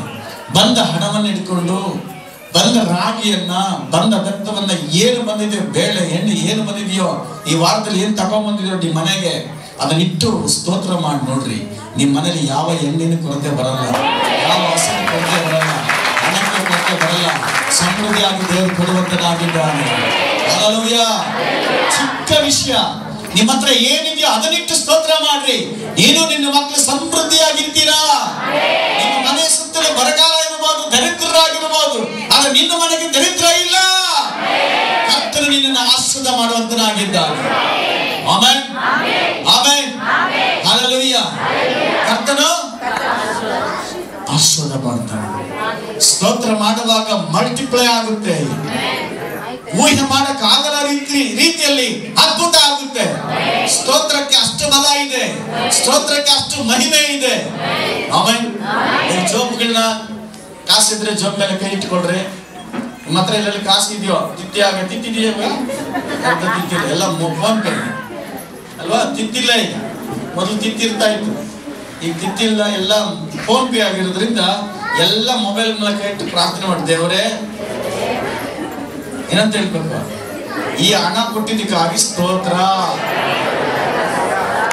ಅಷ್ಟೇ ಹೇಳ್ರಿ ಸಾಕು. ಈ ಹಣ ಕೊಟ್ಟಿದ್ದಕ್ಕಾಗಿ ಸ್ತೋತ್ರ ಅಂತ ಹೇಳ್ರಿ, ಉಳಿದಿದ್ದ ಅವ್ರು ನೋಡ್ಕೊಳ್ತಾರೆ. ಆಮೇಲೆ ಆಮೇಲೆ ಹೇಳ್ತಪ್ಪ ಉದಯ್ ಎತ್ತಿರಲ್ಲ ಫೋನ್, ಹಂಗೆ ಫೋನ್ ಎತ್ತು ಬಿಟ್ಟಿದ್ಯಾ? ಆಮೇಲೆ ಫೋನ್ ತೋರಿಸ್ತೀರ, ಫೋನ್ ಇರೋರು ದುಡ್ಡಿನವ್ರು ದುಡ್ಡು ಇಟ್ಕೊಳ್ರಿ. ಫೋನ್ ಅಕೌಂಟಲ್ಲಿ ಇದ್ದವರು ಅಕೌಂಟನ್ನು ಎತ್ಕೊಳ್ರಿ, ಅಥವಾ ಫೋನಲ್ಲಿ ಎತ್ಕೊಳ್ರಿ. ಹೇಳ್ರಿ, ಯೇಸುವೇ ಹಣ ಕೊಟ್ಟಿದ್ದಕ್ಕಾಗಿ ಸ್ತೋತ್ರ. ಆಮೇಲೆ ಅದು 1 ರೂಪಾಯಿ ಇರ್ಲಿ ಪರವಾಗಿಲ್ಲ, 500 ರೂಪಾಯಿ ಇರ್ಲಿ ಪರವಾಗಿಲ್ಲ, ಅದು 5,000 ಆಗ್ಬೋದು, 5 ಲಕ್ಷನ ಆಗ್ಬೋದು, 5 ಕೋಟಿನ ಆಗ್ಬೋದು. ಯಜನ್ ನಂತರ 5 ರೊಟ್ಟಿ 20,000 ಜನಕ್ಕೆ ಆಯ್ತಲ್ಲ, ಎಷ್ಟು ಸಾಧ್ಯನಾ? ಸಾಧ್ಯನಾ ಇಲ್ವಾ? 5 ರೊಟ್ಟಿ ನಮಗೆ ಅಸಾಧ್ಯ, ದೇವರಿಗೆ ಎಲ್ಲವೂ ಸಾಧ್ಯ.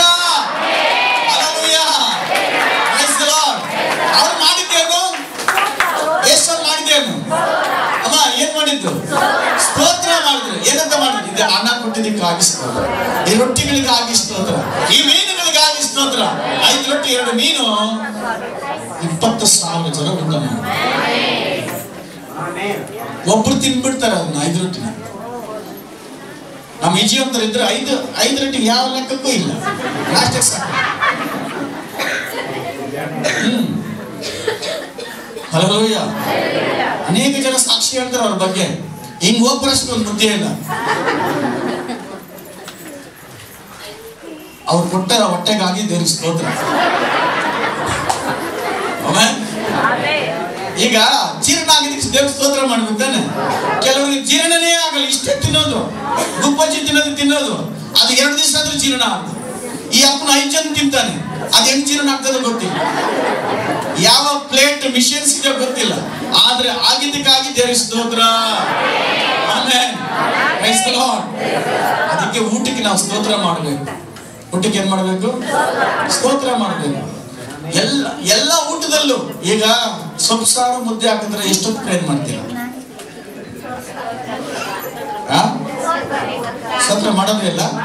ತಟ್ಟೆ ಮೇಲೆ ದೇವರೇ ಈಗ ಆಹಾರ ಕೊಟ್ಟಿದ್ದಕ್ಕಾಗಿ ಸ್ತೋತ್ರ. ಯಾವ್ದಾರ ಬಿರಿಯಾನಿ ಕೂಟದಲ್ಲಿದ್ದಾಗ ಎಷ್ಟೊತ್ತು ಪ್ರೇರ್ ಮಾಡ್ತೀರ? ಕಬಾಬ್ ಇದೆ, ಬಿರಿಯಾನಿ ಇದೆ, ದೊಡ್ಡ ದೊಡ್ಡ ಖಂಡಗಳಿದ್ದಾವೆ, ಇವೆಲ್ಲ ಇದ್ದಾಗ ಸ್ತೋತ್ರ ಎಷ್ಟು ಮಾಡ್ತೀರಪ್ಪ?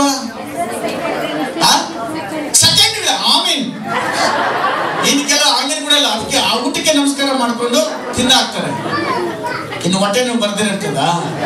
ದೇವರು ವಾಕ್ಯ ಹೇಳಿದೆ, ಎಲ್ಲವನ್ನು ಸ್ತೋತ್ರ ಮಾಡಿ ತಿನ್ನುವಾಗ ಅದೇನಾಗಿರ್ತದೆ? ಆಶ್ಚರ್ಯಕರವಾಗಿರ್ತದೆ. Amen, hallelujah. ನಾವು ಸ್ತೋತ್ರವನ್ನ ಮಾಡಬೇಕು. ಸ್ತೋತ್ರ ಮಾಡುವಾಗ ಎಲ್ಲ ಕೆಲಸದಲ್ಲಿ ಜಯ ಉಂಟಾಗುತ್ತೆ. ಹಲ್ಲೆಲೂಯಾ. ನನ್ನ ಕಾಯಿಲೆ ಬಿಡುಗಡೆ ಆಗಿದ್ದಕ್ಕಾಗಿ ಸ್ತೋತ್ರ, ದೆವ್ವ ಬಿಡುಗಡೆ ಆಗಿದ್ದಕ್ಕಾಗಿ ಸ್ತೋತ್ರ, ನೋವು ಹೋಗಿದ್ದಕ್ಕಾಗಿ ಸ್ತೋತ್ರ. ಆಮೆನ್. ವ್ಯಾಪಾರ ಚೆನ್ನಾಗಿದ್ದಕ್ಕಾಗಿ ಸ್ತೋತ್ರ, ಬೆಳೆಗಳಾಗಿದ್ದಕ್ಕಾಗಿ ಸ್ತೋತ್ರ.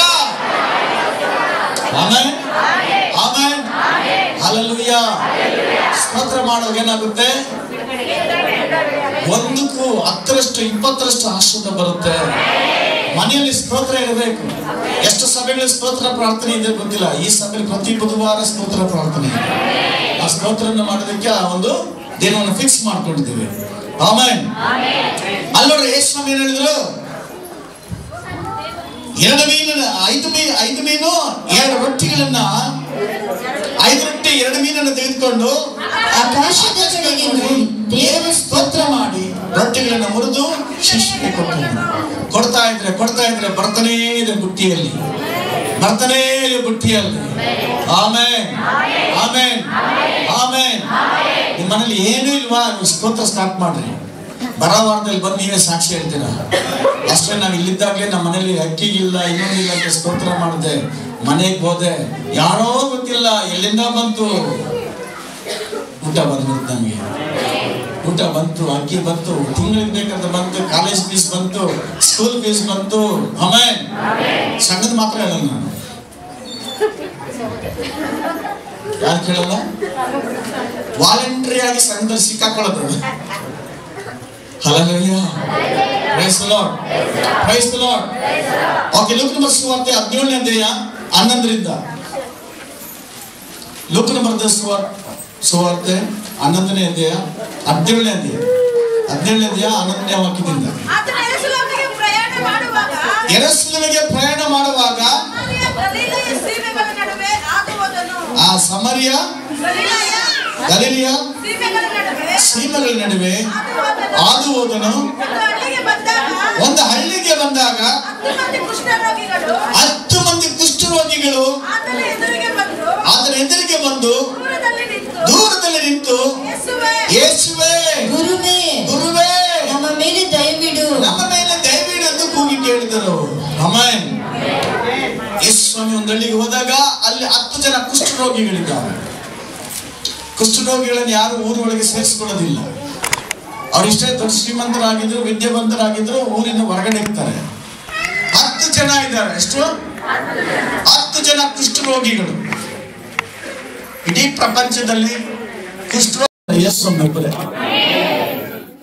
ಒಬ್ಬ ವ್ಯಭಿಚಾರಿನ ಕ್ಷಮಿಸಿದ್ದು, ಹೊಸ ಜೀವನ ಕೊಟ್ಟಿದ್ದು ಯಾರಂದ್ರೆ ಯೇಸುವೊಬ್ಬರೇ. ಹಲ್ಲೆಲೂಯಾ. ಒಬ್ಬ ಕಳ್ಳನನ್ನ ಕ್ಷಮಿಸಿ ಪರಲೋಕಕ್ಕೆ ನನ್ನ ಜೊತೆ ಬರ್ತೀಯ ಅಂತ ಹೇಳಿದ್ದು ಯೇಸುವೊಬ್ಬರೇ. ಇನ್ನೆಲ್ಲ ಒಳ್ಳೆಯವ್ರು ಮಾತ್ರ ಸೇರಿಸ್ಕೊಂಡ್ರು, ದೇವರುಗಳು ಅನ್ಸ್ಕೊಂಡವ್ರು, ರಾಜರು ಅನ್ಸ್ಕೊಂಡವ್ರು, ಒಳ್ಳೆಯವ್ರಿಗೆ ಮಾತ್ರ ಬರೋದೇ ಕೊಟ್ರು. ಆದ್ರೆ ಯೇಸು ಸ್ವಾಮಿ ಒಬ್ಬರೇ. ಸಮಾಜ ಯಾರನ್ನ ದೂರ ಇಟ್ಟರು ಅವ್ರನ್ನ ಕರೆದ್ರು. ಕೆಟ್ಟವರನ್ನವರನ್ನ ನೀನ್ ನನ್ನ ಹತ್ರ ಬಾ ಅಂದ್ರು. ಆಮೇನ್, ಆಮೇನ್. ಕಳ್ಳನ ನನ್ನ ಹತ್ರ ಬಾ ಅಂದ್ರು, ರೋಗಿಷ್ಠ ನನ್ನ ಹತ್ರ ಬಾ ಅಂದ್ರು. ಯೇಸು ಸ್ವಾಮಿ ಯಾರು ಒಳ್ಳೆಯವ್ರನ್ನೊಬ್ಬರನ್ನು ಕರೆದೇ ಇಲ್ಲ. ಕರೆದ್ರ? ಚೆನ್ನಾಗಿರೋಸ್ಕರ ಯೇಸು ಹೇಳಿದ್ರೆ, ನಾನು ಚೆನ್ನಾಗಿರೋಸ್ಕರ ನಾನು ಬಂದಿಲ್ಲ, ಪಾಪಿಗಳಿಗೋಸ್ಕರ ಬಂದೆ ನಾನು ಅಂತ ಹೇಳ್ತಾರೆ. ಹಲ್ಲೆಲೂಯಾ. ಬಡವರಿಗೋಸ್ಕರ ಬಂದೆ, ಶ್ರೀಮಂತನಾಗಿ ಮಾಡೋದಕ್ಕೆ. ಹಲ್ಲೆಲೂಯಾ. ದರಿದ್ರನನ್ನ ಶ್ರೀಮಂತನಾಗಿ ಮಾಡೋದಕ್ಕೆ ಯೇಸು ಕ್ರಿಸ್ತನೇ ದರಿದ್ರನಾದಂತೆ. ಹಲ್ಲೆಲೂಯಾ. ದೇವರ ಸ್ತೋತ್ರ. ಓದಿ.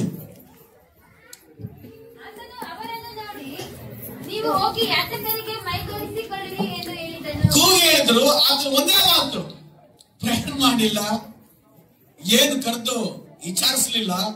ಅವ್ರು ಹೇಳಿದಷ್ಟೇ. ಅವ್ರು ಹೇಳಿದ ತಕ್ಷಣನೇ ಯೇಸು ಏನ್ ಹೇಳಿದ್ರು? ಆತನು ಅವರಿಗೆ, ನೋಡ್ರಿ, ನೀವು ಹೋಗಿ ಯಾಜಕರಿಗೆ ಮೈಯನ್ನು ತೋರಿಸ್ಕೊಳ್ರಿ ಅಂತ ಹೇಳಿದನು. ಅವ್ರು ಹೋಗ್ತಿರುವಾಗ್ಲೇ ಶುದ್ಧವಾದ್ರು. ಈ ಚರ್ಚ್ಗೆ ಬರುವಾಗ್ಲೇ ನೀವು ಬಿಡುಗಡೆ ಬಂದು ಬಿಡ್ತೀರಾ. ಈ ಚರ್ಚಿಂದ ಹೊರಗಡೆ ಹೋಗುವಾಗಲೇ ಚೆನ್ನಾಗಿ ಆಗ್ಬಿಡ್ತೀರಾ. ನಾನು ಯೇಸು ಹೇಳಿದ್ರು, ನೀವು ಯಾಜಕರಿಗೆ ಮೈ ತೋರಿಸ್ತೀರಿ ಅಂತ ಹೇಳುವಾಗ ಅವ್ರ ಹತ್ರ ಯಾಜಕರ ಹತ್ರ ಹೋಗ್ಲೇ ಇಲ್ಲ. ದಾರಿಲಿ ಹೋಗ್ತಾ ಹೋಗ್ತಾನೆ ಗುಣ ಆಗ್ಬಿಟ್ರಿ ಅಂತ. ಆಮೆನ್. 10 ಜನದಲ್ಲಿ ಒಬ್ಬನು ಮಾತ್ರ ಈಚೆಗೆ ವಾಪಸ್ ಬಂದ. ಹೋದ್ರಿ. ಆತನು ಅವರನ್ನು ನೋಡಿ, ನೀವು ಹೋಗಿ ಯಾಜಕರಿಗೆ ಮೈ ತೋರಿಸಿಕೊಳ್ಳಿರಿ ಎಂದು ಹೇಳಿದನು. ಅವರು ಹೋಗುತ್ತಿರುವಾಗಲೂ ಶುದ್ಧರಾದರು. ಅವರಲ್ಲಿ ಒಬ್ಬನು ತನಗೆ ಗುಣವಾದದ್ದನ್ನು ನೋಡಿ ಮಹಾಶಬ್ದದಿಂದ ದೇವರನ್ನು ಕೊಂಡಾಡುತ್ತಾ ಹಿಂತಿರುಗಿ ಬಂದು ಯೇಸುವಿನ ಪಾದಗಳಿಗೆ ಅಡ್ಡ ಬಿದ್ದು ಆತನಿಗೆ ಉಪಕಾರ ಸ್ತುತಿ ಮಾಡಿದನು. ಮಾಡಿದರು. ಹಲ್ಲೆಲೂಯಾ. ಯೇಸು ಹೇಳ್ತಿರೋದಕ್ಕೆ ಹೋದಮ್ಮ. ಸಮಾರ್ಯದವನು ಯೇಸು ಇದನ್ನು ನೋಡಿ 10 ಮಂದಿ ಶುದ್ಧರಾದರಲ್ಲವೇ? 10 ಮಂದಿ ಶುದ್ಧರಾಗಲ್ಲ, ಮಿಕ್ಕ 9 ಮಂದಿಯಲ್ಲಿ ದೇವರನ್ನು ಸ್ತುತಿಸುವುದಕ್ಕೆ ಈ ಅನ್ಯ ದೇಶದವನೇ ಹೊರತು ಇನ್ಯಾರು ಹಿಂದಿರುಗಿ ಬರಲಿಲ್ಲವೇ? ಇನ್ಯಾರು ಬಂದಿಲ್ವಾ ಅಂತ ಕೇಳ್ತಿದ್ದಾರೆ ಎಂದು ಹೇಳಿ ಅವನಿಗೆ, ಆಮೆನ್. ಎಷ್ಟು ಜನ ಗುಣ ಆಗಿದೆ? ಎಷ್ಟು ಜನ? 10 ಜನ. ಸ್ತೋತ್ರ. ಟ್ಯಾಕ್ಸ್ ಬಂದಿದ್ರು ಎಷ್ಟು ಜನ?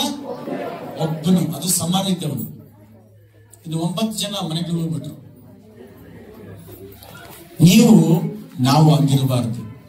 ದೇವರು ಮಾಡಿದ ಉಪಕಾರ ನೆನೆಸಿ ನಾವು ದೇವರ ಪಾದದಲ್ಲಿ ಬಂದು ಸ್ತೋತ್ರ ಮಾಡಬೇಕು. ದೇವರೇ, ನನಗಿಂತ ಸಹಾಯ ಮಾಡಿದೆ ಅಲ್ಲ, ನನಗೆ ಬಿಡುಗಡೆ ಕೊಟ್ಟೆ ಅಲ್ಲ ಅಂತ ಏನ್ ಮಾಡ್ಬೇಕು? ದೇವರಿಗೆ ಥ್ಯಾಂಕ್ಸ್ ಹೇಳಬೇಕು. Amen, amen. ಎಷ್ಟು ಸಮಯ ಹೇಳ್ತಿದ್ದಾರೆ? 9 ಜನ ಎಲ್ಲಿ? 9 ಜನ ಎಲ್ಲಿ? ಒಬ್ಬರೇ ಬಂದಿದ್ದು. Praise the Lord. ದೇವರ ಎದುರು ನೋಡ್ತಿದ್ದಾರೆ ಎಷ್ಟು ಜನ? 10 ಜನನೂ ಎದುರು ನೋಡ್ತಿದ್ದಾರೆ. ಆದ್ರೆ ಬಂದಿದ್ದು ಎಷ್ಟು ಜನ? ಒಬ್ಬನೇ. ನೀವು ಒಬ್ಬರಲ್ಲಿ ನೀವು ಒಬ್ಬರಾಗಿದ್ದೀರಾ ಅಥವಾ 9ರಲ್ಲಿ ಒಬ್ಬರಾಗಿದ್ದೀರಾ? 9ರಲ್ಲಿ ಒಬ್ಬರ, 9ರಲ್ಲಿ ಒಬ್ಬರ? ಒಬ್ಬರಲ್ಲಿ ನೀವು ಒಬ್ಬರಾಗಿರ್ಬೇಕು. ಆ ಒಬ್ಬರ ತರ ನೀವಾಗಿರ್ಬೇಕು, ನಾನಾಗಿರ್ಬೇಕು. ಆಮೇಲೆ ಆ 9 ಜನನ ಯೇಸು ಕೇಳಿದ್ರು, ಎಲ್ಲಿ ಹೋದ್ರು ಅಂತೇಳಿ. Hallelujah, hallelujah, praise the Lord, praise the lord.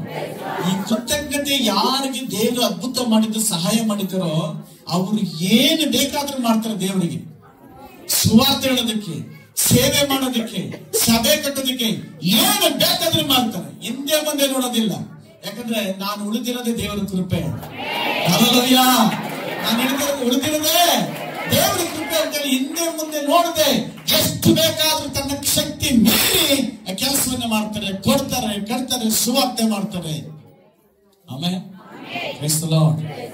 ಕೆಲವರಿಗೆ ನೋಡ್ರೆ ಆ ಕ್ರಿಸ್ಮಸ್ ಹಣ ಕೊಡ್ಬೇಕಾದ್ರೆ ಕೇಳ್ಕೋಬೇಕು, ಸಭೆ ಕಟ್ಟೋದು ಕೇಳ್ಕೊಳ್ಬೇಕು. ಯಾಕೆ? ಬೇರೆದಕ್ಕೆಲ್ಲ ಕಟ್ತೀವಿ, ಬೇರೆದಕ್ಕೆಲ್ಲ ಮಾಡ್ತೀವಿ. ಕಾರಣ ಏನಂದ್ರೆ ದೇವರು ಮಾಡಿದ ಆ ಒಂದು ಉಪಕಾರ ನೆನೆಸೋದಕ್ಕೆ ಮನಸ್ಸಿಲ್ಲ. ಮನಸ್ಸಿದ್ರೆ ಸೆಕೆಂಡ್ಗಳಲ್ಲೆಲ್ಲ ಕ್ಲಿಯರ್ ಆಗ್ಬಿಡುತ್ತೆ. ಆಮೇಲೆ ಹಲ್ಲೆಲೂಯ. ನೋಡ್ರಿ, ಕೆಲವ್ರ ಮನೆಯಲ್ಲಿ ಮಕ್ಕಳು ಬರ್ತಾ ಇಲ್ಲ, ಕೆಲವ್ರ ಮನೆಯಲ್ಲಿ ಮಕ್ಕಳೇ ಚರ್ಚಿಗೆ, ಆರೋಗ್ಯ ಇದೆ, ಎಜುಕೇಶನ್ ಇದೆ, ಅಥವಾ ಹಣ ಇದೆ, ಮನೆ ಇದೆ, ದೇವರಿಗೆ ಸ್ತೋತ್ರ ಮಾಡೋದಕ್ಕೆ ಸಭೆಗೆ ಬರ್ತಾ ಇಲ್ಲ. ಮುಂದಿನ ಭವಿಷ್ಯ ಏನಾಗುತ್ತೆ ಇಲ್ಲೇ ಹೇಳ್ಬಿಡ್ಬೋದು. ಅವ್ರ ಭವಿಷ್ಯತ್ಗಳು ಏನಾಗುತ್ತೆ ಅಂತೇಳಿ ಶಾಪ ಆಗ್ತಾ ಇಲ್ಲ. ಮುಂದೆ ಏನಾಗ್ತಾರೆ ಅನ್ನೋದಕ್ಕೆ ಮುಂದೆ ಕಣ್ಣೀರಿಡಬಾರ್ದಂದ್ರೆ ತಂದೆ ತಾಯಿಗಳು ಎಚ್ಚೆತ್ತುಕೊಳ್ಳಬೇಕು, ಕುಟುಂಬವಾಗಿ ಸಭೆಯಲ್ಲಿ ಬಂದು ಸೇರಬೇಕು. ಆಮೇಲೆ ಆಮೇಲೆ ದೇವರ ಮಕ್ಕಳಾದವರು ಪ್ರತಿ ಭಾನುವಾರ ಎಲ್ಲಿರ್ಬೇಕು? ದೇವರ ಮಕ್ಕಳು ಅನ್ಸ್ಕೊಂಡವರು, ದೇವರ ಮಕ್ಕಳಲ್ಲದವರು ಬೇರೆ ಬೇರೆ ಬಿಸಿಲಿರ್ತಾರೆ. ಸ್ಟಾರ್ಟಿಂಗ್ ಚೆನ್ನಾಗೇ ಇರುತ್ತೆ ಲೋಕದಲ್ಲಿ, ಆದ್ರೆ ನಿಲ್ಲಲ್ಲ ಬಹುದಿನ. ಪ್ರಾಣ ಪಕ್ಷಿ ಯಾವಾಗ ಬೇಕಾದ್ರೆ ಹಾರಬಹುದು. ಕೆಲವರು ಬಂದು ಸಾಕ್ಷಿ ಹೇಳಿದ್ರು, ಬ್ರದರ್ ಆಕ್ಸಿಡೆಂಟ್ ಆಯ್ತು, ಅದು ನನ್ನ ಮಗ ಇದ್ದ, ನನ್ನ ಮಗಳಿದ್ದು ಅಂತ ಸಾಕ್ಷಿ ಹೇಳ್ತಾ ಬಂದ್ರು. ದೇವರು ಮಾಡಿದ ಮಹಾ ಉಪಕಾರ. ಆಮೇಲೆ ಆಮೇಲೆ ದೇವರು ನಿಮಗೂ ಸಹ ಎಷ್ಟೋ ಅದ್ಭುತಗಳನ್ನ ಮಾಡಿದಾರಲ್ಲ. ಕುಟುಂಬವಾಗಿ ಬಂದು ದೇವರ ಹತ್ರ ಇದ್ ಮಾಡ್ಬೇಕಲ್ಲ, ಸ್ತೋತ್ರ ಮಾಡ್ಬೇಕಲ್ಲ, ದೇವ್ರ ಥ್ಯಾಂಕ್ಸ್ ಹೇಳ್ಬೇಕಲ್ಲ, ವಾಕ್ಯವನ್ನು ಕೇಳ್ಕೋಬೇಕಲ್ಲ, ದೇವರನ್ನ ಆರಾಧಿಸ್ಬೇಕಲ್ಲ. ದೇವರು ಉಂಟು ಮಾಡಿದ್ದು ಏನಕ್ಕೆ? ಆತನ ಆರಾಧಿಸೋದಕ್ಕೆ. ದೇವರಿಗೆ ತಂದೆ ತಾಯಿಯನ್ನು ಗಮನಿಸ್ರಿ, ನಿನಗೆ ಮಕ್ಕಳು ಕೊಟ್ಟಿದ್ದು ಏನಕ್ಕೆ? ಈ ಲೋಕವನ್ನ ಆಳ್ವಿಕೆ ಮಾಡೋದಕ್ಕಲ್ಲ, ಅದರ ಜೊತೆಗೆ ಯೇಸುವನ್ನು ಆರಾಧನೆ ಮಾಡಬೇಕು, ಈ ಲೋಕದಲ್ಲಿ ಸಾಕ್ಷಿ ಆಗಿರ್ಬೇಕು. ನೀನು ಮಾತ್ರ ಬರ್ತೀಯ, ನಿನ್ ಮಕ್ಕಳು ಬರಲ್ಲ ಅಂದ್ರೆ ಅದರ ಅರ್ಥ ನರಕದ ಯಾತ್ರೆ, ಪಾತಾಳದ ಕಡೆ ಹೋಗ್ತಾ ಇದಾರೆ ಅಂತ ಅರ್ಥ. ಸ್ಪಷ್ಟವಾಗಿ ಗೊತ್ತಾಗುತ್ತೆ. ದೇವರ ಭಯ ಇಲ್ಲ ಅಂತ ಅರ್ಥ, ದೇವರನ್ನ ಘನಪಡಿಸ್ತಿಲ್ಲ ಅಂತ ಅರ್ಥ. ಅದು ಎಷ್ಟು ಹೇಳ್ತಾರೆ, ನಾನು ನೀನು ಬದುಕಿಸ್ದಲ್ಲ, ಇಷ್ಟೊತ್ತು ನೀನು ಹೋಗ್ಬಿಡ್ತಾ ಇದ್ದೆ, ಇವತ್ತು ನೀನು ನಿನ್ನ ಮಕ್ಕಳು ಎಲ್ಲಿ? 9 ಜನ ಎಲ್ಲಿ? ಆಮೇಲೆ ನಿನ್ಗೆ ಹಣ ಇರ್ಬೋದು, ಜನ ಇರ್ಬೋದು, ಬಟ್ ದೇವರಿಲ್ಲ ಅಂದ್ರೆ ನೀನು ಝೀರೋ. ನಿನ್ನ ಮಗನಿಗೋ ನಿನ್ನ ಮಗಳಿಗೋ ವಿದ್ಯೆ ಇರ್ಬೋದು, ಬುದ್ಧಿ ಇರ್ಬೋದು, ಅಂದ ಇರ್ಬೋದು, ಅದು ದೇವರಿಲ್ಲ ಅಂದ್ರೆ ನಿನ್ನ ಜೀವಿತನೇ ವೇಸ್ಟ್. ಜೀವಿತನೇ ವೇಸ್ಟ್, ಝೀರೋ. 100% ಚಾಲೆಂಜ್ ಹೇಳ್ತೀನಿ, ನಾನು ಚಾಲೆಂಜ್ ಹೇಳ್ತೀನಿ. ಸಭೆಗೆ ಬರ್ತಿರುವಂತ ಮಕ್ಕಳಿಗೂ ಸಭೆಗೆ ಬರುವಂತ ಮಕ್ಕಳಿಗೆ ತುಂಬಾ ವ್ಯತ್ಯಾಸ ಇದೆ. ಪೂರ್ಣ ದೀರ್ಘ ಆಯುಷನ್ನು ಅನುಭವಿಸಿ ಆಶೀರ್ವಾದಕ್ಕೆ ಪಾತ್ರರಾಗ್ತಾರೆ ಸಭೆಗೆ ಬರುವಂತರು, ದೇವರನ್ನು ಆರಾಧಿಸುವರು. ಆಮೇಲೆ ಸಭೆಗೆ ಬರದೆ ನೀನು ಎಂತ ದೊಡ್ಡ ಪದವಿಯಲ್ಲಿ ಇದ್ರೂ ಸಹ ಶೂನ್ಯವಾಗುತ್ತೆ, ನೆಮ್ಮದಿ ಅನ್ನೋದೇ ಇರೋದಿಲ್ಲ. ಒಂಟಿಯಾಗಿ ಒಂಟಿಯಾಗಿ ಒಂಟಿಯಾಗಿ ಕಣ್ಣೀರಲ್ಲೇ ಇರ್ಬೇಕು ಹೊರತು ಬೇರೆ ಯಾವುದು ಬರಲ್ಲ. ಕಾರಣ ಅಂದ್ರೆ ಕಣ್ಣೀರನ್ನ ಆಯ್ಕೆ ಮಾಡ್ಕೊಂಡಿದ್ದೆ ನೀವಲ್ವಾ, ದೇವರು ಅಲ್ಲ, ಸಭೆನಲ್ಲ, ಪಾಸ್ಟರ್ ಅಲ್ಲ. ನೀವು ತೀರ್ಮಾನ ಮಾಡ್ರಿ. ಯಾವ ಪಾಪ ಸಭೆಗೆ ಬರ್ತಾ ಇಲ್ಲ ಅಂತ ಕಾರಣ ಏನು? ಅವರಲ್ಲಿ ಪಾಪ ಇರೋದ್ರ ಮಾತ್ರನೇ ದೇವರನ್ನ ಆರಾಧನೆ ಮಾಡಕ್ಕಾಗಲ್ಲ. ಆರಾಧನೆ ಮಾಡ ದೊಡ್ಡವರಾಗಿರ್ಲಿ ಚಿಕ್ಕವರಾಗಿರ್ಲಿ. ಬಾಯಿ ಬಿಟ್ಟು ಕೆಲವರು ಇಲ್ಲಿ ಕುತ್ಕೊಂಡಿರ್ತೀರಿ, ಕೆಲವರು ಆರಾಧನೆ ಮಾಡುವಾಗ, ವಾಕ್ಯ ಹೇಳುವಾಗ ಸ್ತೋತ್ರ ಹೇಳೋದಿಲ್ಲ, ಪ್ರಾರ್ಥನೆ ಮಾಡೋದಿಲ್ಲ, ಬಾಯಿ ಬಿಡೋದೇ ಇಲ್ಲ. ಯಾಕೆಂದ್ರೆ ದೇವ್ರಿಗೆ ನೀನು ಸಂಬಂಧ ಇಲ್ಲದವರನ್ನೇ ಇದ್ದೀರಾ. ಕಾಟಾಚಾರಕ್ಕೆ ಬೇಡ. ಈಗಿರೋ ಬಲ ಇನ್ನ ಸ್ವಲ್ಪ ದಿವಸ ಇರೋದಿಲ್ಲ. ಒಳ್ಳೆ ಬುದ್ಧಿ ಗಮನಿಸಿ. ಈಗಿರೋ ಬಲ ನಾಳೆ ಇರುತ್ತೆ ಅನ್ಕೊಂಡಿದ್ಯಾ? ಕೇವಲ ಒಂದು ಗುಳ್ಳೆ, ನಿನ್ನ ಮೈಯಿಂದ ಒಂದು ಗುಳ್ಳೆ ಇದ್ರೆ ಸಾಕು, ನೆರಳೆ ರಾತ್ರಿ ನೀನು ನಿದ್ದೆ ಮಾಡಲ್ಲ. ಎಷ್ಟು? ಒಂದು ಗುಳ್ಳೆ, ಚಿಕ್ಕ ಗುಳ್ಳೆಗೆ ಒಂದು ಚಿಕ್ಕ ಗುಳ್ಳೆ ಬಿಟ್ರೆ ಸಾಕು, ಗಾಳಿ ಹಿಂಗೆ ತಿರುದ್ರೆ ಸಾಕು ನಿನ್ ಜೀವಿತದಲ್ಲಿ, ನಿನ್ ಕುಟುಂಬ ಜೀವಿತದಲ್ಲಿ ನೀನು ವಾಶ್ ಔಟ್. ಇವತ್ತು ಎಚ್ಚರಿಕೆ ನಿನಗೆ. ಈ ವರ್ಷದಲ್ಲಿ ಎಷ್ಟು ಭಾನುವಾರ ನಷ್ಟಪಡಿಸ್ಕೊಂಡಿದ್ದೀರಾ? ಎಷ್ಟು ವಾರ ಚರ್ಚಿಗೆ ಬಂದಿಲ್ಲ, ಆರಾಧನೆ ಮಾಡಲ್ಲ, ವಾಕ್ಯ ಕೇಳಿಲ್ಲ. ಎಲ್ಲ ಹೋಗ್ಲಿ ಬಿಡು. ಇಷ್ಟೋ ಸರಿ ಸಭೆ ಬಿಟ್ಟು ಹೋದಂತ ಕುಟುಂಬಗಳಲ್ಲಿ ನಾನ್ ನೋಡಿದ ಪ್ರಕಾರ ಇಲ್ಲಿ ಸಭೆ ಎಕ್ಸಾಮ್ ನಾಳೆ ಓದೋದನ್ನ ಬಿಟ್ಟು ಸಭೆಯಲ್ಲಿ ಬಂದು ಕೂತ್ಕೊಂಡ. ಇಡೀ ಕ್ಲಾಸ್ಗೆ ಫಸ್ಟ್ ಕ್ಲಾಸ್ ಬಂದ.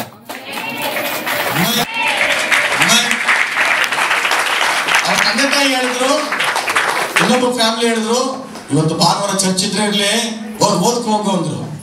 ಫೇಲ್ ಆಗ್ಬಿಟ್ರು. ನಾವೇ ಸಾಕ್ಷಿ, ಅದಕ್ಕೆ ಫೇಲ್ ಆಗ್ಬಿಟ್ರು. ದೇವರನ್ನ ಮೊದಲನೇ ಸ್ಥಾನದಲ್ಲಿ ನಾವು ಇಡಬೇಕು, ನಮ್ಮ ಮಕ್ಕಳಿಗೆ ಕಲಿಸ್ಕೊಡ್ಬೇಕು. ನಿಮ್ ಮಕ್ಕಳು ಸರಿಯಾಗಿ ಬರ್ತಾ ಇಲ್ಲ ಅಂದ್ರೆ ನಿಮ್ಮ ತಂದೆ ತಾಯಿಗಳಲ್ಲಿ ಫಾಲ್ಟ್ ಇದೆ, ನಿನ್ನಲ್ಲಿ ಪಾಪ ಇದೆ, ನಿನ್ನಲ್ಲಿ ತಪ್ಪಿದೆ, ನಿನ್ನೆಲ್ಲ ಏನೋ ನಡ್ಕೊಂತ ಇದೆ. ಅದೇ ಕಾರಣ ಕೃತಜ್ಞತೆ ಉಳ್ಳವರಾಗಿರ್ಬೇಕು. ದೇವರು ಒಂದು ಒಳ್ಳೆ ಕುಟುಂಬ. ಇವಾಗಿರೋ ಮನೆ ಇಲ್ದಿರ ಹೋಗ್ಬಿಟ್ರೆ, ಈಗಿರೋ ಆರೋಗ್ಯ ಇಲ್ದೇ ಹೋಗ್ಬಿಟ್ರೆ, ಈಗಿರೋ ಗಾಡಿ ಇಲ್ದೇ ಹೋಗ್ಬಿಟ್ರೆ, ಅವಾಗ ಏನ್ ಹೇಳ್ತೀವಿ ಗೊತ್ತಾ? ದೇವ್ರು ನಮ್ಗೆ ಏನು ಸಹಾಯ ಮಾಡಿಲ್ಲ, ಏನ್ ಮಾಡ್ಬಿಟ್ಟಪ್ಪ ನಮ್ಗೆ ದೇವ್ರ ಸಹಾಯ ಅಂತೇಳಿ ಹೇಳ್ತೀಯ. ಆದ್ರೂ ಹೇಳೋದ್ರಿಂದ, ಆನೆ ಕಲ್ಲು ಹಾಕೋದ್ರಿಂದ ದೇವ್ರಿಗೆ ನಷ್ಟ ಇಲ್ಲ. ನಿನಗೆ ನೀನೇ ತಿಂಕ್ ಮಾಡ್ಕೊ. ಯಾವ ವಾರದಲ್ಲಿ, ಎಷ್ಟು ತಿಂಗಳಲ್ಲಿ, ಎಷ್ಟು ವರ್ಷದಲ್ಲಿ, ಎಷ್ಟು ಸಾರಿ ದೇವ್ರ ಜೊತೆ ಸಮಯವನ್ನು ಕಳೆದಿದ್ಯಾ, ಎಷ್ಟು ಸಾರಿ ಚರ್ಚ್ಗೆ ಬಂದಿದ್ಯಾ, ಎಷ್ಟು ಸಾರಿ ಮಣಕಾಲೂರಿದ್ಯಾ, ಎಷ್ಟು ಸುವಾರ್ತೆ ಹೇಳಿದ್ಯಾ, ಎಷ್ಟು ನೀನು ದೇವ್ರ ಕಾಣಿಕೆಯನ್ನು ಕೊಟ್ಟಿದ್ಯಾ, ಸುವಾರ್ತೆ ಹೇಳಿದ್ಯಾ, ಸಭೆಯನ್ನು ಕಟ್ಟಿದ್ದೇನೆ ಗೊತ್ತಾ? ತಿಳ್ಕೊ ನೀನೆ. ಮತ್ತೆ ದೇವ್ರಿಗೆ ಸಹಾಯ ಮಾಡ್ತಾನೆ. ದೇವ್ರನ್ನೇ ಬಿಟ್ಟು ನೀವು ಹೋದಾಗ, ದೇವ್ರೇ ಬೇಡ ಅಂತೇಳಿ ಲೋಕಕ್ಕೆ ಹೋದಾಗ ದೇವರು ಕಾಯ್ತಾರ್ತಾನೆ ಪರಿವರ್ತನೆ ಆಗ್ಲಿ ಅಂತ. ಇವತ್ತು ಎಚ್ಚರಿಕೆ ಕೂಡ ಕೊಡ್ತಾ ಇದ್ದಾನೆ. ದೇವರು ಹೇಳಿದ್ದೇನೆಂದ್ರೆ 10 ಜನ ಕುಷ್ಠರೋಗದಲ್ಲಿ ಎಷ್ಟು ಜನ ಕೇಳಿದ್ರು? ಆ 9 ಜನ ಎಲ್ಲಿ ನಿನಗಿಂತ ನಿನಗಿಂತ ಹೊಸಬರು, ನಿನಗಿಂತ ಕೃತಜ್ಞತೆ ಉಳ್ಳವರಾಗಿದ್ದಾರಲ್ಲ, ನಿನ್ನ ಪರಿಸ್ಥಿತಿ ಏನು, ಹೆಂಗಿದೆ? ಕುಟುಂಬ ಸಮೇತ ಸ್ತೋತ್ರ ಮಾಡ ಸಾಧ್ಯನಾ? ಯಾವ ಒಬ್ಬರೇ ಸಭೆಯಲ್ಲಿದ್ರೆ ಜೀವನ ಪೂರ್ತಿ ಒಬ್ಬರೇ ಇರ್ಬೇಕಾಗ್ತದೆ. ಕುಟುಂಬವಾಗಿದ್ರೆ ಅದು ಕುಟುಂಬವಾಗಿರ್ತದೆ. Amen, amen, amen. Praise the Lord, praise the Lord. ಒಂದು ವೇಳೆ ಇಲ್ಲಿವರೆಗೂ ತಂದೆ ತಾಯಿಗಳು ನಿಮ್ಮ ತಪ್ಪಾದ ದಾರಿಯಿಂದ, ಪಾಪದ ಕಾರ್ಯಗಳು ನಿಮ್ಮ ಮಕ್ಕಳು ನಿಮ್ಮ ಮಾತನ್ನು ಕೇಳದೇ ಇರಬಹುದು. ಇವತ್ತು ಸ್ತೋತ್ರ ಮಾಡಿ, ದೇವರೇ ನನ್ನ ಪಾಪಗಳೆಲ್ಲ ಕ್ಷಮಿಸು, ನಾನು ನನ್ನ ಕುಟುಂಬ ಸಮೇತವಾಗಿ ದೇವರನ್ನು ಆರಾಧನೆ ಮಾಡಬೇಕು. ನನ್ನ ಕುಟುಂಬದಲ್ಲಿ ಪ್ರಾಣ ಅಪಾಯ ಆಗಬಾರ್ದು, ನಷ್ಟ ಆಗಬಾರ್ದು, ದರಿದ್ರ ಬರಬಾರ್ದು, ನಾನು ನನ್ನ ಕುಟುಂಬ ಬೀದಿಗೆ ಬರಬಾರ್ದು, ನಾನು ನನ್ನ ಕುಟುಂಬ ಆಶೀರ್ವಾದಕೋಬೇಕು. ನನ್ನ ಕುಟುಂಬದಲ್ಲಿ ದಯ ತೋರಿಸು ಸ್ವಾಮಿ. ಈಗ ಈ ವರ್ಷದಲ್ಲಿ ಎಷ್ಟೋ ವರ್ಷ ಪೂರ್ತಿ ತರಿಸ್ಕೊಂಡಿದ್ದೇವೆ. ವರ್ಷ ಪೂರ್ತಿ ನಾವು ಬಂದು ಕುತ್ಕೊಂಡಿಲ್ಲಿ ಕಲ್ಲಾಗಿ ಕುತ್ಕೊಂಡಿದ್ದೇವೆ. ಈಗ ಹೊಸ ವರ್ಷದ ಮನುಷ್ಯರಾಗಿರ್ತೇವೆ, ನಿನ್ನನ್ನು ಆರಾಧಿಸುವ ಮಕ್ಕಳಾಗಿ ಆಗ್ತೇವೆ. ನಾನು ನನ್ನ ಕುಟುಂಬ ದೇವರು ನಿನ್ನನ್ನು ಆರಾಧಿಸ್ತೀವಿ. ನಮ್ಮ ಮನೆಯಲ್ಲಿ ನಡು ಮನೆಯಲ್ಲಿ ನಿಂತಹ ಪಾಪವನ್ನು ಎತ್ತು ಹೊರಗಡೆ ಹಾಕ್ತೇವೆ. ಜೀವವುಳ್ಳ ದೇವರಾದ ನಿನ್ನನ್ನ ನಾವು ಇಟ್ಕೊಳ್ತೇವೆ. ಸೈತಾನನನ್ನ, ಮಂತ್ರಶಕ್ತಿಗಳನ್ನ, ಇವೆಲ್ಲವನ್ನ ಕಟ್ಟಿ ಹೊರಗಡೆ ಹಾಕ್ತೇವೆ. ನಾನು ನಿನ್ನ ವಾಕ್ಯವನ್ನು ಧ್ಯಾನಿಸ್ತೇನೆ, ಸ್ತೋತ್ರವನ್ನು ಮಾಡ್ತೇನೆ ದೇವರು. ಹಲ್ಲೆಲೂಯಾ, ಹಲ್ಲೆಲೂಯಾ, ದೇವರಿಗೆ ಸ್ತೋತ್ರ. ಆಮೆನ್. ಕೀರ್ತನೆಗಳ 103 1 ಮತ್ತು 2ನೇ ವಾಕ್ಯ ಓದ್ರಿ. ನನ್ನ ಮನೆ ಯೆಹೋವನನ್ನು ಕೊಂಡಾಡು, ಪವಿತ್ರ ನಾಮವನ್ನ ಕೀರ್ತಿಸಿರಿ. ನನ್ನ ಮನವೇ ಯೆಹೋವನನ್ನು ಕೊಂಡಾಡು. ಆತನ ಉಪಕಾರಗಳಲ್ಲಿ ಒಂದನ್ನು ಮರೆಯಬೇಡ. ಆತನ ಮಾಡಿದ ಉಪಕಾರಗಳು ಒಂದನ್ನು ಮರೆಯಬೇಡ. ದೇವರ ವಾಗ್ದಾನ ಮಾಡಿ ಎಲ್ಲ ಅಪರಾಧಗಳು ತಪ್ಪುಗಳನ್ನು ಕ್ಷಮಿಸ್ತಾನಂತೆ. ಸಮಸ್ತ ರೋಗವನ್ನು ವಾಸಿ ಮಾಡ್ತಾನಂತೆ. ನಿನ್ನ ಜೀವವನ್ನು ನಾಶನಕ್ಕೆ ಹೋಗದ ಹಾಗೆ ತಪ್ಪಿಸುವನಾಗಿದ್ದಾನೆ. ಇವತ್ತು ವಾಗ್ದಾನ, ಇವತ್ತು ನೀವು ಈ ರೀತಿ ಪಶ್ಚಾತ್ತಾಪಪಟ್ಟು ದೇವರ ಕಡೆ ತಿಳ್ಕೊಂಡಿದ್ದೆ ಆದ್ರೆ ನಿನ್ ರೋಗನೂ ಹೋಗುತ್ತೆ, ನಿನ್ ಶಾಪನೂ ಹೋಗುತ್ತೆ, ನಿನ್ ದರಿದ್ರನೂ ಹೋಗುತ್ತೆ. ನೀನು ನಿನ್ನ ಕುಟುಂಬ ಸೌಖ್ಯವಾಗಿ ಆನಂದವಾಗಿ ಎಡಬಿಡದ ಸಂತೋಷವುಳ್ಳವರಾಗಿರ್ತೀರಾ. Hallelujah, praise the Lord. ನಿನ್ನ ಗಂಡ ತಪ್ಪಾದ ಮಾರ್ಗದಲ್ಲ ಕುಡುಕತನದಲ್ಲಿ ಇದ್ರೂ ಸಹ ನಿನ್ನ ನಡತೆ ನೋಡಿ ಬದಲಾವಣೆ ಆಗ್ತದೆ. ನೀನೇ ಪಾಪದಲ್ಲಿದ್ರೆ ನಿನ್ ಗಂಡನೂ ಚೇಂಜ್ ಆಗಲ್ಲ, ನಿನ್ನ ಹೆಂಡತಿನೂ ಚೇಂಜ್ ಆಗಲ್ಲ, ನಿನ್ನ ಮಕ್ಕಳು ಚೇಂಜ್ ಆಗಲ್ಲ. Hallelujah, hallelujah. ನೀನು ಮಾಡಿದ ಉಪಕಾರಗಳಿಗೆ ನಾನೇನು ಸಲ್ಲಿಸಲಿ. ನೀನು ಮಾಡಿದ ಉಪಕಾರಗಳಿಗೆ ನಾನೇನು ಸಲ್ಲಿಸಲಿ. ವರ್ಷಾದ ಕರುಗಾಲ ಸಾವಿರಾರು ಬೆಳಗುಗಳ ವರ್ಷಾದ ಕರುಗಾಲ ಸಾವಿರಾರು ಬೆಳಗುಗಳ. ನೀನು ಮಾಡಿದ ಉಪಕಾರಗಳಿಗೆ ನಾನೇನು ಸಲ್ಲಿಸಲಿ.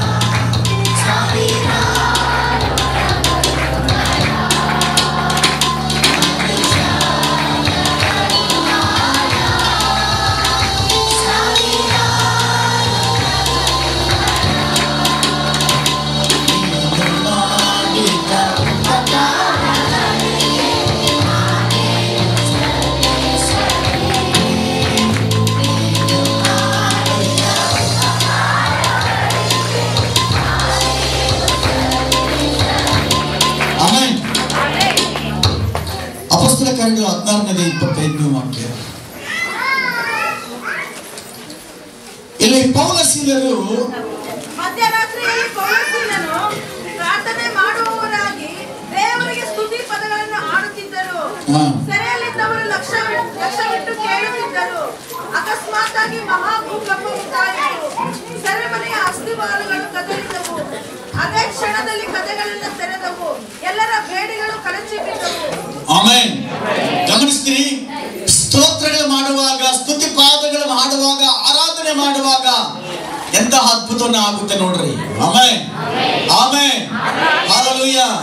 ಎಲ್ಲ ಕೇಳುತ್ತದೆ hallelujah, praise the Lord, praise the Lord. ಈ ಪೌಲಸೀಲರು ಸೇವೆ ಮಾಡಕ್ಕೆ ಹೋದಾಗ ಹೋಗ್ತಾ ಇರ್ಬೇಕಾದ್ರೆ ಒಂದು ಜಾಗದಲ್ಲಿ ಒಂದು ಕಣಿ ಹೇಳುವಂತಹ ದೆವ್ವ ಬಂದು ಯಾವಾಗ್ಲೂ ಇವ್ರು ಡಿಸ್ಟರ್ಬೆನ್ಸ್ ಮಾಡ್ತಾ ಇತ್ತು. ಇವ್ರು ನೋಡಿ ಹೇಳ್ತಾ ಇದ್ರು, ಅವ್ರು ಹೋಗ್ತಿರ್ಬೇಕು 12 ವಾಕ್ಯದಲ್ಲಿದೆ, ಅವ್ರ ಹಿಂದೆ ಬಂದು ಈ ಮನುಷ್ಯನು ಪರಸ್ಪರ ದೇವರ ದಾಸರು, ನಿಮಗೆ ರಕ್ಷಣೆ ಮಾರ್ಗವನ್ನ ಸಾರುತ್ತಾರೆ ಎಂದು ಕೂಗುತ್ತಿದ್ದಳು. ಹೀಗೆ ಅನೇಕ ದಿವಸ ಮಾಡಿದ್ರಿಂದ ಪೌಲನು ಬಹಳ ಬೇಸರಗೊಂಡು ಹಿಂತಿರುಗಿ ಆ ದೆವ್ವಕ್ಕೆ ಅವಳನ್ನು ಬಿಟ್ಟು ಹೋಗು ಎಂದು ಯೇಸುವಿನ ಕ್ರಿಸ್ತನ ಹೆಸರಿನಲ್ಲಿ ನಿನಗೆ ಅಪ್ಪಣೆ ಕೊಡ್ತೀನಿ ಎಂದು ಹೇಳಿದರು. ಆಮೆನ್. ಅದೇ ಗಳಿಗೆಯಲ್ಲಿ ಬಿಟ್ಟು ಹೋಯಿತು. ಈ ವಾಕ್ಯದ ಪ್ರಕಾರ ಗಮನಿಸಿರಿ, ಶಾಸ್ತ್ರ ಶಾಸ್ತ್ರ ಹೇಳುವಂಥದ್ದು, ಕಣಿ ಹೇಳುವಂಥದ್ದು. ಯಾರಿದ್ರೆ ಬರುತ್ತೆ ಕಣಿ ಹೇಳೋದು? ದೆವ್ವ ಇದ್ರೆ ಕಣಿ ಹೇಳ್ತಾರೆ, ಶಾಸ್ತ್ರ ಹೇಳ್ತಾರೆ. ನಾನು ಹೇಳ್ತಾ ಇಲ್ಲ, ದೇವ್ರ ವಾಕ್ಯ ಹೇಳುತ್ತೆ. ಹಲ್ಲೆಲೂಯಾ.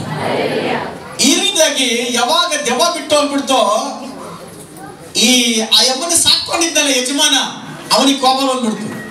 ಇವ್ರು ಪ್ರಯಾಣ ಮಾಡಿದ್ರಿಂದ ಈ ಅಮ್ಮನಿಗೆ ದೆವ್ವ ಬಿಟ್ಟು ಹೋಯ್ತು. ದೆವ್ವ ಬಿಟ್ಟು ಹೋಗಿದ್ದಕ್ಕೆ ದುಡ್ಡು ಬರ್ತಾ ಇಲ್ಲ ಅಂದ್ಬಿಟ್ಟಿದೆ. ಕೋಪ ಮಾಡ್ಬಿಟ್ಟು ಪೌಲಸರನ್ನು ಚೆನ್ನಾಗಿ ಹೊಡೆದು, ಚಾಟಿ ಅಡ್ಗಳು ಸಕ್ಕತ್ತೆ ಹೊಡೆದವ್ರೆ, ಕಟ್ಟಾಕ್ಬಿಟ್ಟು ಚೆನ್ನಾಗಿ ಹೊಡಿತಿದ್ದಾರೆ. ಕೊನೆಗೆ ಅವ್ರ ಮೇಲೆ ಕಂಪ್ಲೇಂಟ್ ಹಾಕಿ ಜೈಲಿಗೆ ಹಾಕಿದ್ದಾರೆ.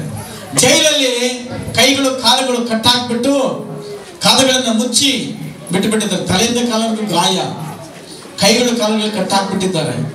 ಇಂಥ ಸಂದರ್ಭದಲ್ಲಿ ನೀವು ಆಗಿದ್ರೆ ಯೇಸುವನ್ನು ಬೈಕೊಂಬಿಡಿರಿ. ಯೇಸು ಸೇವೆಗೆ ಹೋಗಿದ್ರೆ ನೋಡ, ಅವ್ರಿಗೆ ಯಾರು ದೆವ್ವ ಬಿಡಿಸಿದ್ದಕ್ಕೆ ಬಂದು ಚೆನ್ನಾಗಿ ಹೊಡೆದ್ಬಿಟ್ರು. ಎಲ್ಲಪ್ಪ ದೇವರು ಅಂತೇಳಿ ದೇವರನ್ನ ಕಿಂಡ್ಲು ಮಾಡ್ತಾ ಇದ್ರಿ ನಾವು. ಆದ್ರೆ ಪೌಲಸರು ಮಾಡಿಲ್ಲ. ಅವರೆಲ್ಲ ಹೋದ ಮೇಲೆ ಬಾಗಿಲೆಲ್ಲ ಹಾಕಿದಾಗ, ಜೈಲು ನಿಶಬ್ದವಾಗಿದ್ದಾಗ ಅವ್ರು ಮಾಡಿದ್ದೇನು ಗೊತ್ತಾ? ನೋಡ್ರಿ, ಮಧ್ಯರಾತ್ರಿಯಲ್ಲಿ ಪೌಲನು ಸೀಲನು ಪ್ರಾರ್ಥನೆ ಮಾಡೋರಾಗಿ ದೇವರ ಸ್ತುತಿ ಪದಗಳು ಹಾಡ್ತಾ ಇದ್ರು. ಆಮೇಲೆ ಪ್ರತಿ ಶನಿವಾರ ನಾವು ಹೋಗಿ ಪ್ರಾರ್ಥನೆ ಮಾಡ್ಬೇಕಾದ್ರೆ ಬೈಬಲ್ ಸ್ಟಡಿ ಆದ್ಮೇಲೆ ಚೈಲ್ಡ್ ಪ್ರೇಯರ್ ಮಾಡ್ತೀವಿ. 10 ರಿಂದ 11 ಯಾರು ಮಾಡ್ತೀರಾ ಅಂದ್ರೆ ಎಲ್ಲರೂ ಕೈ ಎತ್ತಿ ಹೇಳ್ತಾರೆ. 11 ರಿಂದ 12 ಅಂದ್ರೆ ಕಡಿಮೆ ಕೈ ಇರ್ತಾರೆ. ಈ 2 ರಿಂದ 3 ಅಂದ್ರೆ ಕೈಗಳು ಎತ್ತಲ್ಲ. 5 ರಿಂದ 6 ಅಂದ್ರೆ ಮತ್ತೆ ಕೈಗಳು ಎತ್ತಾರೆ. ಆದ್ರೆ ಮಧ್ಯರಾತ್ರಿಯಲ್ಲಿ ಜಯ ಸಿಗ್ತದೆ ಗೊತ್ತಿಲ್ಲ ನಿಮಗೆ. ಯಾರು ಮಧ್ಯರಾತ್ರಿಯಲ್ಲಿ ಸ್ತುತಿ ಪದಗಳು ಆಡ್ತಾರೋ, ಆರಾಧನೆ ಮಾಡ್ತಾರೋ ಅವರಿಗೆ ಜಯ ಸಿಗುತ್ತೆ. Amen, amen. ನಿಶ್ಶಬ್ದವಾಗಿ ಪ್ರಪಂಚ ಇದ್ದಾಗ, ನಮ್ಮ ಸುತ್ತಮುತ್ತ ಇದ್ದಾಗ ದೇವರನ್ನ ಆರಾಧನೆ ಮಾಡೋದೇ ಒಂದು ಮನೋಹರವಾಗಿರುತ್ತದೆ, ಒಂದು ಸಂತೋಷಕರವಾಗಿರ್ತದೆ. ಹಲ್ಲೆಲೂಯಾ. ಇಲ್ಲಿ ಗಮನಿಸ್ತೀರಿ, ಅಲ್ಲಿ ನೋಡ್ರಿ, ಪೌಲಸರು ಏನ್ ಮಾಡ್ತಾರಂತೆ, ಮಧ್ಯರಾತ್ರಿಯಲ್ಲಿ ದೇವರನ್ನ ಸ್ತುತಿ ಪದಗಳನ್ನ ಹಾಡ್ತಿದ್ರು. ಸೆರೆಯವರಲ್ಲಿದ್ದವರು ಲಕ್ಷ್ಯವಿಟ್ಟು ಕೇಳ್ತಿದ್ರು. ಏನಾಯ್ತು ಗೊತ್ತಾ? ಸ್ತುತಿ ಆರಾಧನೆ ಮಾಡ್ತಾ ಇದ್ದಾರೆ. ಹಲ್ಲೆಲೂಯಾ. ಏನ್ ಮಾಡ್ತಿದ್ರು? ದೇವರನ್ನ ಆರಾಧನೆ ಮಾಡ್ತಿದ್ದಾರೆ, ಸ್ತುತಿ ಮಾಡ್ತಿದ್ದಾರೆ. ಇವರಿಗೆ ಅಲ್ಲಿನವ್ರಿಗೆ ಯಾರು ಗೊತ್ತಿಲ್ಲ, ಪೌಲ್ ಕೂಡ ಗೊತ್ತಿಲ್ಲ. ಪೌಲ್ ಕೂಡ ದೊಡ್ಡ ಅದ್ಭುತ ಇದು. ನಮಗೆ ಯಾರಿಗೂ ಅನುಭವಕ್ಕೆ ಬರಲ್ಲ. ಅದು ಸ್ತುತಿ ಮಾಡುವಾಗ, ಥ್ಯಾಂಕ್ಸ್ ಹೇಳುವಾಗ ಎಂತ ಅದ್ಭುತಗಳಾಗ್ತವೆ. ಭೂಕಂಪ ಆಯ್ತಂತೆ. ಸುಮ್ಮನೆ ಭೂಕಂಪ ಅಲ್ಲ, ಮಹಾ ಭೂಕಂಪ. ಆಮೇಲೆ ಏನದು ಭೂಕಂಪ ಅಂದ್ರೆ? ಹೇಗೆ ಭೂಕಂಪ ಅಂದ್ರೆ ನಿಮ್ಗೆ ಯಾರ ಗೊತ್ತಾಗಿದೆ ಭೂಕಂಪ ಆಗಿದ್ದು? ಮ್ಯೂಸಿಕಲ್ಲ, ನ್ಯೂಸ್ ಅಲ್ಲಿ ಕೇಳಿರ್ತೀರ. ಏನಂತೇಳಿ, ಎಲ್ಲೆಲ್ಲಿ ಭೂಕಂಪ ಆಯ್ತು ಅಂತೇಳಿ ಅಲ್ವಾ? ಗಮನಿಸಿ, ಭೂಕಂಪ ಅಂದ್ರೆ ಭೂಮಿ ನಡುಗೋದು, ಬಾಯಿ ಬಿಟ್ಬಿಡುತ್ತೆ ಭೂಮಿ. ಒಂದು ಆರಾಧನೆ, ಒಂದು ಸ್ತುತಿ ಪದ ಭೂಮಿನ ನಡುಗಿಸುತ್ತಂದ್ರೆ ನಮ್ಮ ಮಡಗರ ಯೇಸು ದೊಡ್ಡವನು. ನೋಡ್ರಿ, ಯಾರ ಮನೆಯಲ್ಲಿ ಗುಣಗಾಡ್ತಾರೋ ಅವರು ನಾಶನ ಕಡೆ ಹೋಗ್ತಾ ಇರ್ತಾರೆ. ಯಾರ ಮನೆಯಲ್ಲಿ ಸ್ತುತಿ ಪದಗಳಿರ್ತಾವೋ ಅವರ ಮನೆ ನಡುಗ್ತಾ, ಅವ್ರ ಮನೆ ಅಂದ್ರೆ ಜನ ನಡುಗ್ತಾ ಇರ್ತಾರೆ. ಆ ರೀತಿ ಆಗ್ಬಿಡುತ್ತೆ. ನಿಮ್ ಮನೆಯಲ್ಲಿ ಸ್ತುತಿ ಪದ ಇರ್ಬೇಕು ಹೊರತು ಗುಣಗುಟ್ಟು ಬೇಡ. ಗುಣಗುಟ್ಟೋದ್ರಿಂದ ಎಷ್ಟೋ ಜನ, ಸಾವಿರಾರು ಜನ ಸತ್ತು ಹೋಗ್ಬಿಟ್ರು. ಯಾವ್ದ್ರಿಂದ? ಏನೇ ತರಲಿ, ಏನೇ ಇರ್ಲಿ, ಗುಣಗುಟ್ಟೋದು. ಇದೇನೆ ಬಟ್ಟೆ, ಇದು ಮಕ ಇದ್ದಂಗೆ ಐತೆ, ಹಿಂಗೇನೆ ಸಾರು, ಹಿಂಗೇನೆ ಮುದ್ದೆ, ಇಷ್ಟೇನೆ ದುಡ್ಡು ತಗೊಂಬಂದಿಲ್ವಾ, ಅದು ಬಂದು ಕೊಣಗಾಡ್ತಾರೆ. ಒಂದು ಅದ್ರ ಬದಲಾಗಿ ಸ್ತೋತ್ರ ಮಾಡಿ ನೋಡ್ರಿ, ದೇವ್ರೆ ಈ ಸಾರ್ ಕೊಟ್ಟಿದ್ದಕ್ಕಾಗಿ ಸ್ತೋತ್ರ, ಈ ಸೀರೆ ಕೊಟ್ಟಿದ್ದಕ್ಕಾಗಿ ಸ್ತೋತ್ರ. ಆಮೆನ್. ಸ್ತೋತ್ರ ಮಾಡಿ ನೋಡಿ, ಪರಿಸ್ಥಿತಿಗಳು ಚೇಂಜ್ ಆಗುತ್ತೆ. ಆಮೆನ್. ಪರಿಸ್ಥಿತಿ ಚೇಂಜ್ ಆಗ್ಬೇಕಾ? ಆಮೆನ್. ಅವರು ಮಾತ್ರ ಅಲ್ಲ, ಯಾರು ಸ್ತೋತ್ರ ಮಾಡ್ತಾರೋ ಅವರೆಲ್ಲ ಪರಿಸ್ಥಿತಿ ಚೇಂಜ್ ಆಗುತ್ತೆ. ಕೆಲವರು ಒಪ್ಪೋದೇ ಇಲ್ಲ ಅನ್ಕೊಳ್ರಿ, ಹಠ ಮಾಡ್ತಾರ ಅನ್ಕೊಳ್ರಿ, ಅವ್ರ ವಿರುದ್ಧವಾಗಿ ಸ್ತೋತ್ರ ಮಾಡ್ರಿ, ಅವ್ರು ಒಪ್ಕೊಂಡ್ಬಿಡ್ತಾರೆ. Amen, amen. ದೇವ್ರೆ ಅವ್ರು ಒಪ್ಕೊಂಡಿದ್ದಕ್ಕಾಗಿ ಸ್ತೋತ್ರ, ಒಳ್ಳೇದಾಗಿದ್ದಕ್ಕಾಗಿ ಸ್ತೋತ್ರ ಅಂತ ಹೇಳಿ ನೋಡ್ರಿ, ಆಗುತ್ತೆ. ನಮಗೆ ಲಾರಿ ಬಂದಿದ್ದಕ್ಕಾಗಿ ಸ್ತೋತ್ರ ಅಂತ ಹೇಳ್ರಿ, ಲಾರಿ ಬರುತ್ತೆ. Amen, amen. ಮನೆ ಕಟ್ಟಿದ್ದಕ್ಕಾಗಿ ಸ್ತೋತ್ರ ಅಂತೇಳಿ ಮನೆ ಕಟ್ಟಲ್ ಕೊಡ್ತದೆ. ಮಗಳಿಗೆ ಮದುವೆ ಆಗಿದ್ದಕ್ಕಾಗಿ ಸ್ತೋತ್ರ, ಮಗಳಿಗೆ ಮದುವೆ ಆಗುತ್ತೆ. ಮಕ್ಕಳು ಆಗಿದ್ದಕ್ಕಾಗಿ ಸ್ತೋತ್ರ ಅಂತೇಳಿ ಮಕ್ಕಳ ಅಷ್ಟು ಬಲ ಇದೆ. ಆಮೆನ್. ನೀವು ಸ್ತೋತ್ರ ಪ್ರಾರ್ಥನೆ ಮಾಡಿದ್ರು, ಸ್ತುತಿ ಪದಗಳು ಆಡಿದ್ರು, ಏನಾಯ್ತು? ಮಹಾ ಭೂಕಂಪ ಆಯ್ತು. ಸೆರೆಮನೆಯ ಅಸ್ಥಿವಾರಗಳು, ಪಾಯಗಳು ಕದಲಿದವು ಅನೇಕ ಕ್ಷಣದಲ್ಲಿ. ಕಾದುಗಳು ಮುಚ್ಚಲ್ಪಟ್ಟಿದ್ದಲ್ಲ, ಇವ್ರನ್ನೆಲ್ಲ ಹಾಕಿ ಬೀಗ ಹಾಕೊಂಡೋಗಿದ್ರಲ್ಲ, ಆ ಬಾಗಿಲೆಲ್ಲ ಓಪನ್ ಆಗ್ಬಿಡ್ತು. ಎಲ್ಲ ಬೇಡಿಗಳು ಕಳಚಿ ಬಿದ್ದುವಂತೆ. ಆಮೇಲೆ ಒಂದು ವೇಳೆ ನಿಮ್ಮ ಕೈಯಲ್ಲಿ ಜೋಮ್ ಬರ್ತಾ ಇರಬಹುದು, ಸೊಂಟದಲ್ಲಿ ನೋವು ಬರ್ತಾ ಇರಬಹುದು, ಮೊಣಕಾಲು ನೋವಿರಬಹುದು, ತಲೆ ನೋವಿರಬಹುದು, ಅರ್ಧ ತಲೆ ನೋವು ಇರಬಹುದು. ಇವತ್ತು ಸ್ತೋತ್ರ ಮಾಡಿ ನೋಡ್ರಿ, ಈ ನೋವುಗಳೆಲ್ಲ ಬಿಟ್ಟು ಹೋಗ್ತವೆ. Hallelujah, hallelujah. ನಿಮ್ಮ ವಿಚಾರದಲ್ಲಿ ಬಾಗಿಲೇ ಮುಚ್ಚಿರಬಹುದು. ನನಗೆ ಬಾಗನೆ ಬಂದಿಲ್ಲ, ನನಗೆ ಮೋಸ ಮಾಡಿಬಿಟ್ರು, ಈ ರೀತಿಯಾಗಿ ಅಂತ ಇರಬಹುದು. ಭಯ ಪಡಬೇಡ್ರಿ, ಸ್ತೋತ್ರ ಮಾಡಿ ಸ್ಟಾರ್ಟ್ ಮಾಡ್ರಿ. ಹುಡ್ಕೊಂಬಂದು ನಿಮ್ಗೆ ಕೊಟ್ಬಿಟ್ಟು ಹೋಗ್ತಾರೆ. Amen, amen, hallelujah. ನಿಮ್ಮ ಮಗನಿಗಾಗಿ ಸ್ತೋತ್ರ ಮಾಡ್ರಿ, ನಿಮ್ಮ ಮಗನಿಗೆ ಆರೋಗ್ಯ ಬರ್ತದೆ. Hallelujah, hallelujah.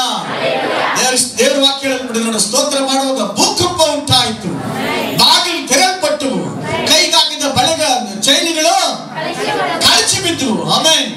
ನಿಮ್ಮನ್ನ ಕೈ ಕಟ್ಟಾಕಿದಂತ ಮಂತ್ರಶಕ್ತಿಗಳೆಲ್ಲ ಕಳಚಿ ಬೀಳ್ತವೆ. ನಿಮ್ಮ ವಿಚಾರದಲ್ಲಿ ಬಾಗಿಲು ಮುಚ್ಚಲ್ಪಟ್ಟಿದ್ರೆ ಆ ಕೆಲಸಗಳು ಆಗುವಾಗ ಬಾಗಿಲು ತೆರೆಯಲ್ಪಡ್ತವೆ. ನೀವು ಮಾಡಬೇಕಾದ ಇಷ್ಟೇ, ಏನದು? ಸ್ತೋತ್ರ ಪ್ರಾರ್ಥನೆ. ತೋಟದಲ್ಲಿ ಓಡಾಡ್ಬೇಕು ಹೇಳ್ರಿ, ದೇವರೇ ಈ ಆರೋಗ್ಯವಾಗಿ ಬೆಳೆ ಬಂದಿದ್ದಕ್ಕಾಗಿ ಸ್ತೋತ್ರ, ರೇಟ್ ಬಂದಿದ್ದಕ್ಕಾಗಿ ಸ್ತೋತ್ರ, ಹಣ ಬಂದಿದ್ದಕ್ಕಾಗಿ ಸ್ತೋತ್ರ, ಸಾಲ ತೀರಿಸಿದ್ದಕ್ಕಾಗಿ ಸ್ತೋತ್ರ. Hallelujah, hallelujah. ಸಾಲು, ಹಲ್ಲೆಲೂಯಾ. Praise the Lord. ಇನ್ನೂ ಅನೇಕ ವಿಷಯಗಳಿತ್ತು, ನಮಗೆ ಸಮಯ ಅಭಾವ ಇರೋದ್ರಿಂದ ಸ್ಟಾರ್ಟ್ ಮಾಡ್ತಾ ಇದ್ದೀನಿ. ನಾವೆಲ್ಲ ಈ ಸಮಯದಲ್ಲಿ ಒಂದು 10 ನಿಮಿಷ ಸ್ತೋತ್ರ ಮಾಡೋದಾಗಿರ್ಬೇಕು. ನಾವು ಕೇಳಿದ ವಾಕ್ಯಗಳನ್ನ ಎಣಿಸಿ ಪ್ರತಿಯೊಬ್ಬರ ಸ್ತೋತ್ರ ಸುಮ್ಮನೆ ಇರಬಾರ್ದು. ಸ್ತೋತ್ರ ಮಾಡಿ ನೋಡ್ರಿ, ದೇವ್ರ ದೊಡ್ಡ ಕಾರ್ಯ ಮಾಡ್ತಾರೆ. ಎಲ್ಲ ಎತ್ತಿತ್ಕೊಂಡು ವಿಚಾರಕ್ಕಾಗಿ ಸ್ತೋತ್ರ ಮಾಡಿ. ಒಡೆದು ಹೋದ ಕುಟುಂಬ ಒಂದಾಗುವ ಹಾಗೆ, ಶುಭ ಕಾರ್ಯ ನಡೆಯುವ ಹಾಗೆ, ಮನೆಗಳು ಕಟ್ಟುವ ಹಾಗೆ. ಓ ಹಲ್ಲೆಲೂಯಾ.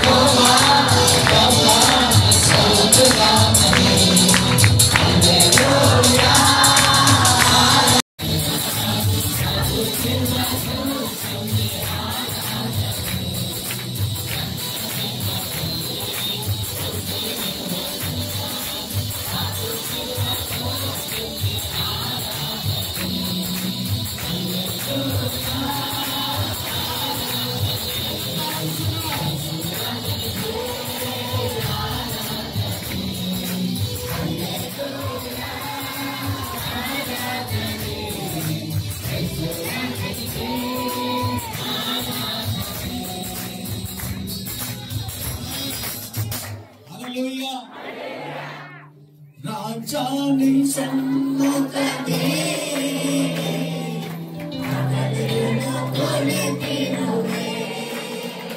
ಯೇಸು ರಾಜಾನಿ ಸಮ್ಮುಖದೇ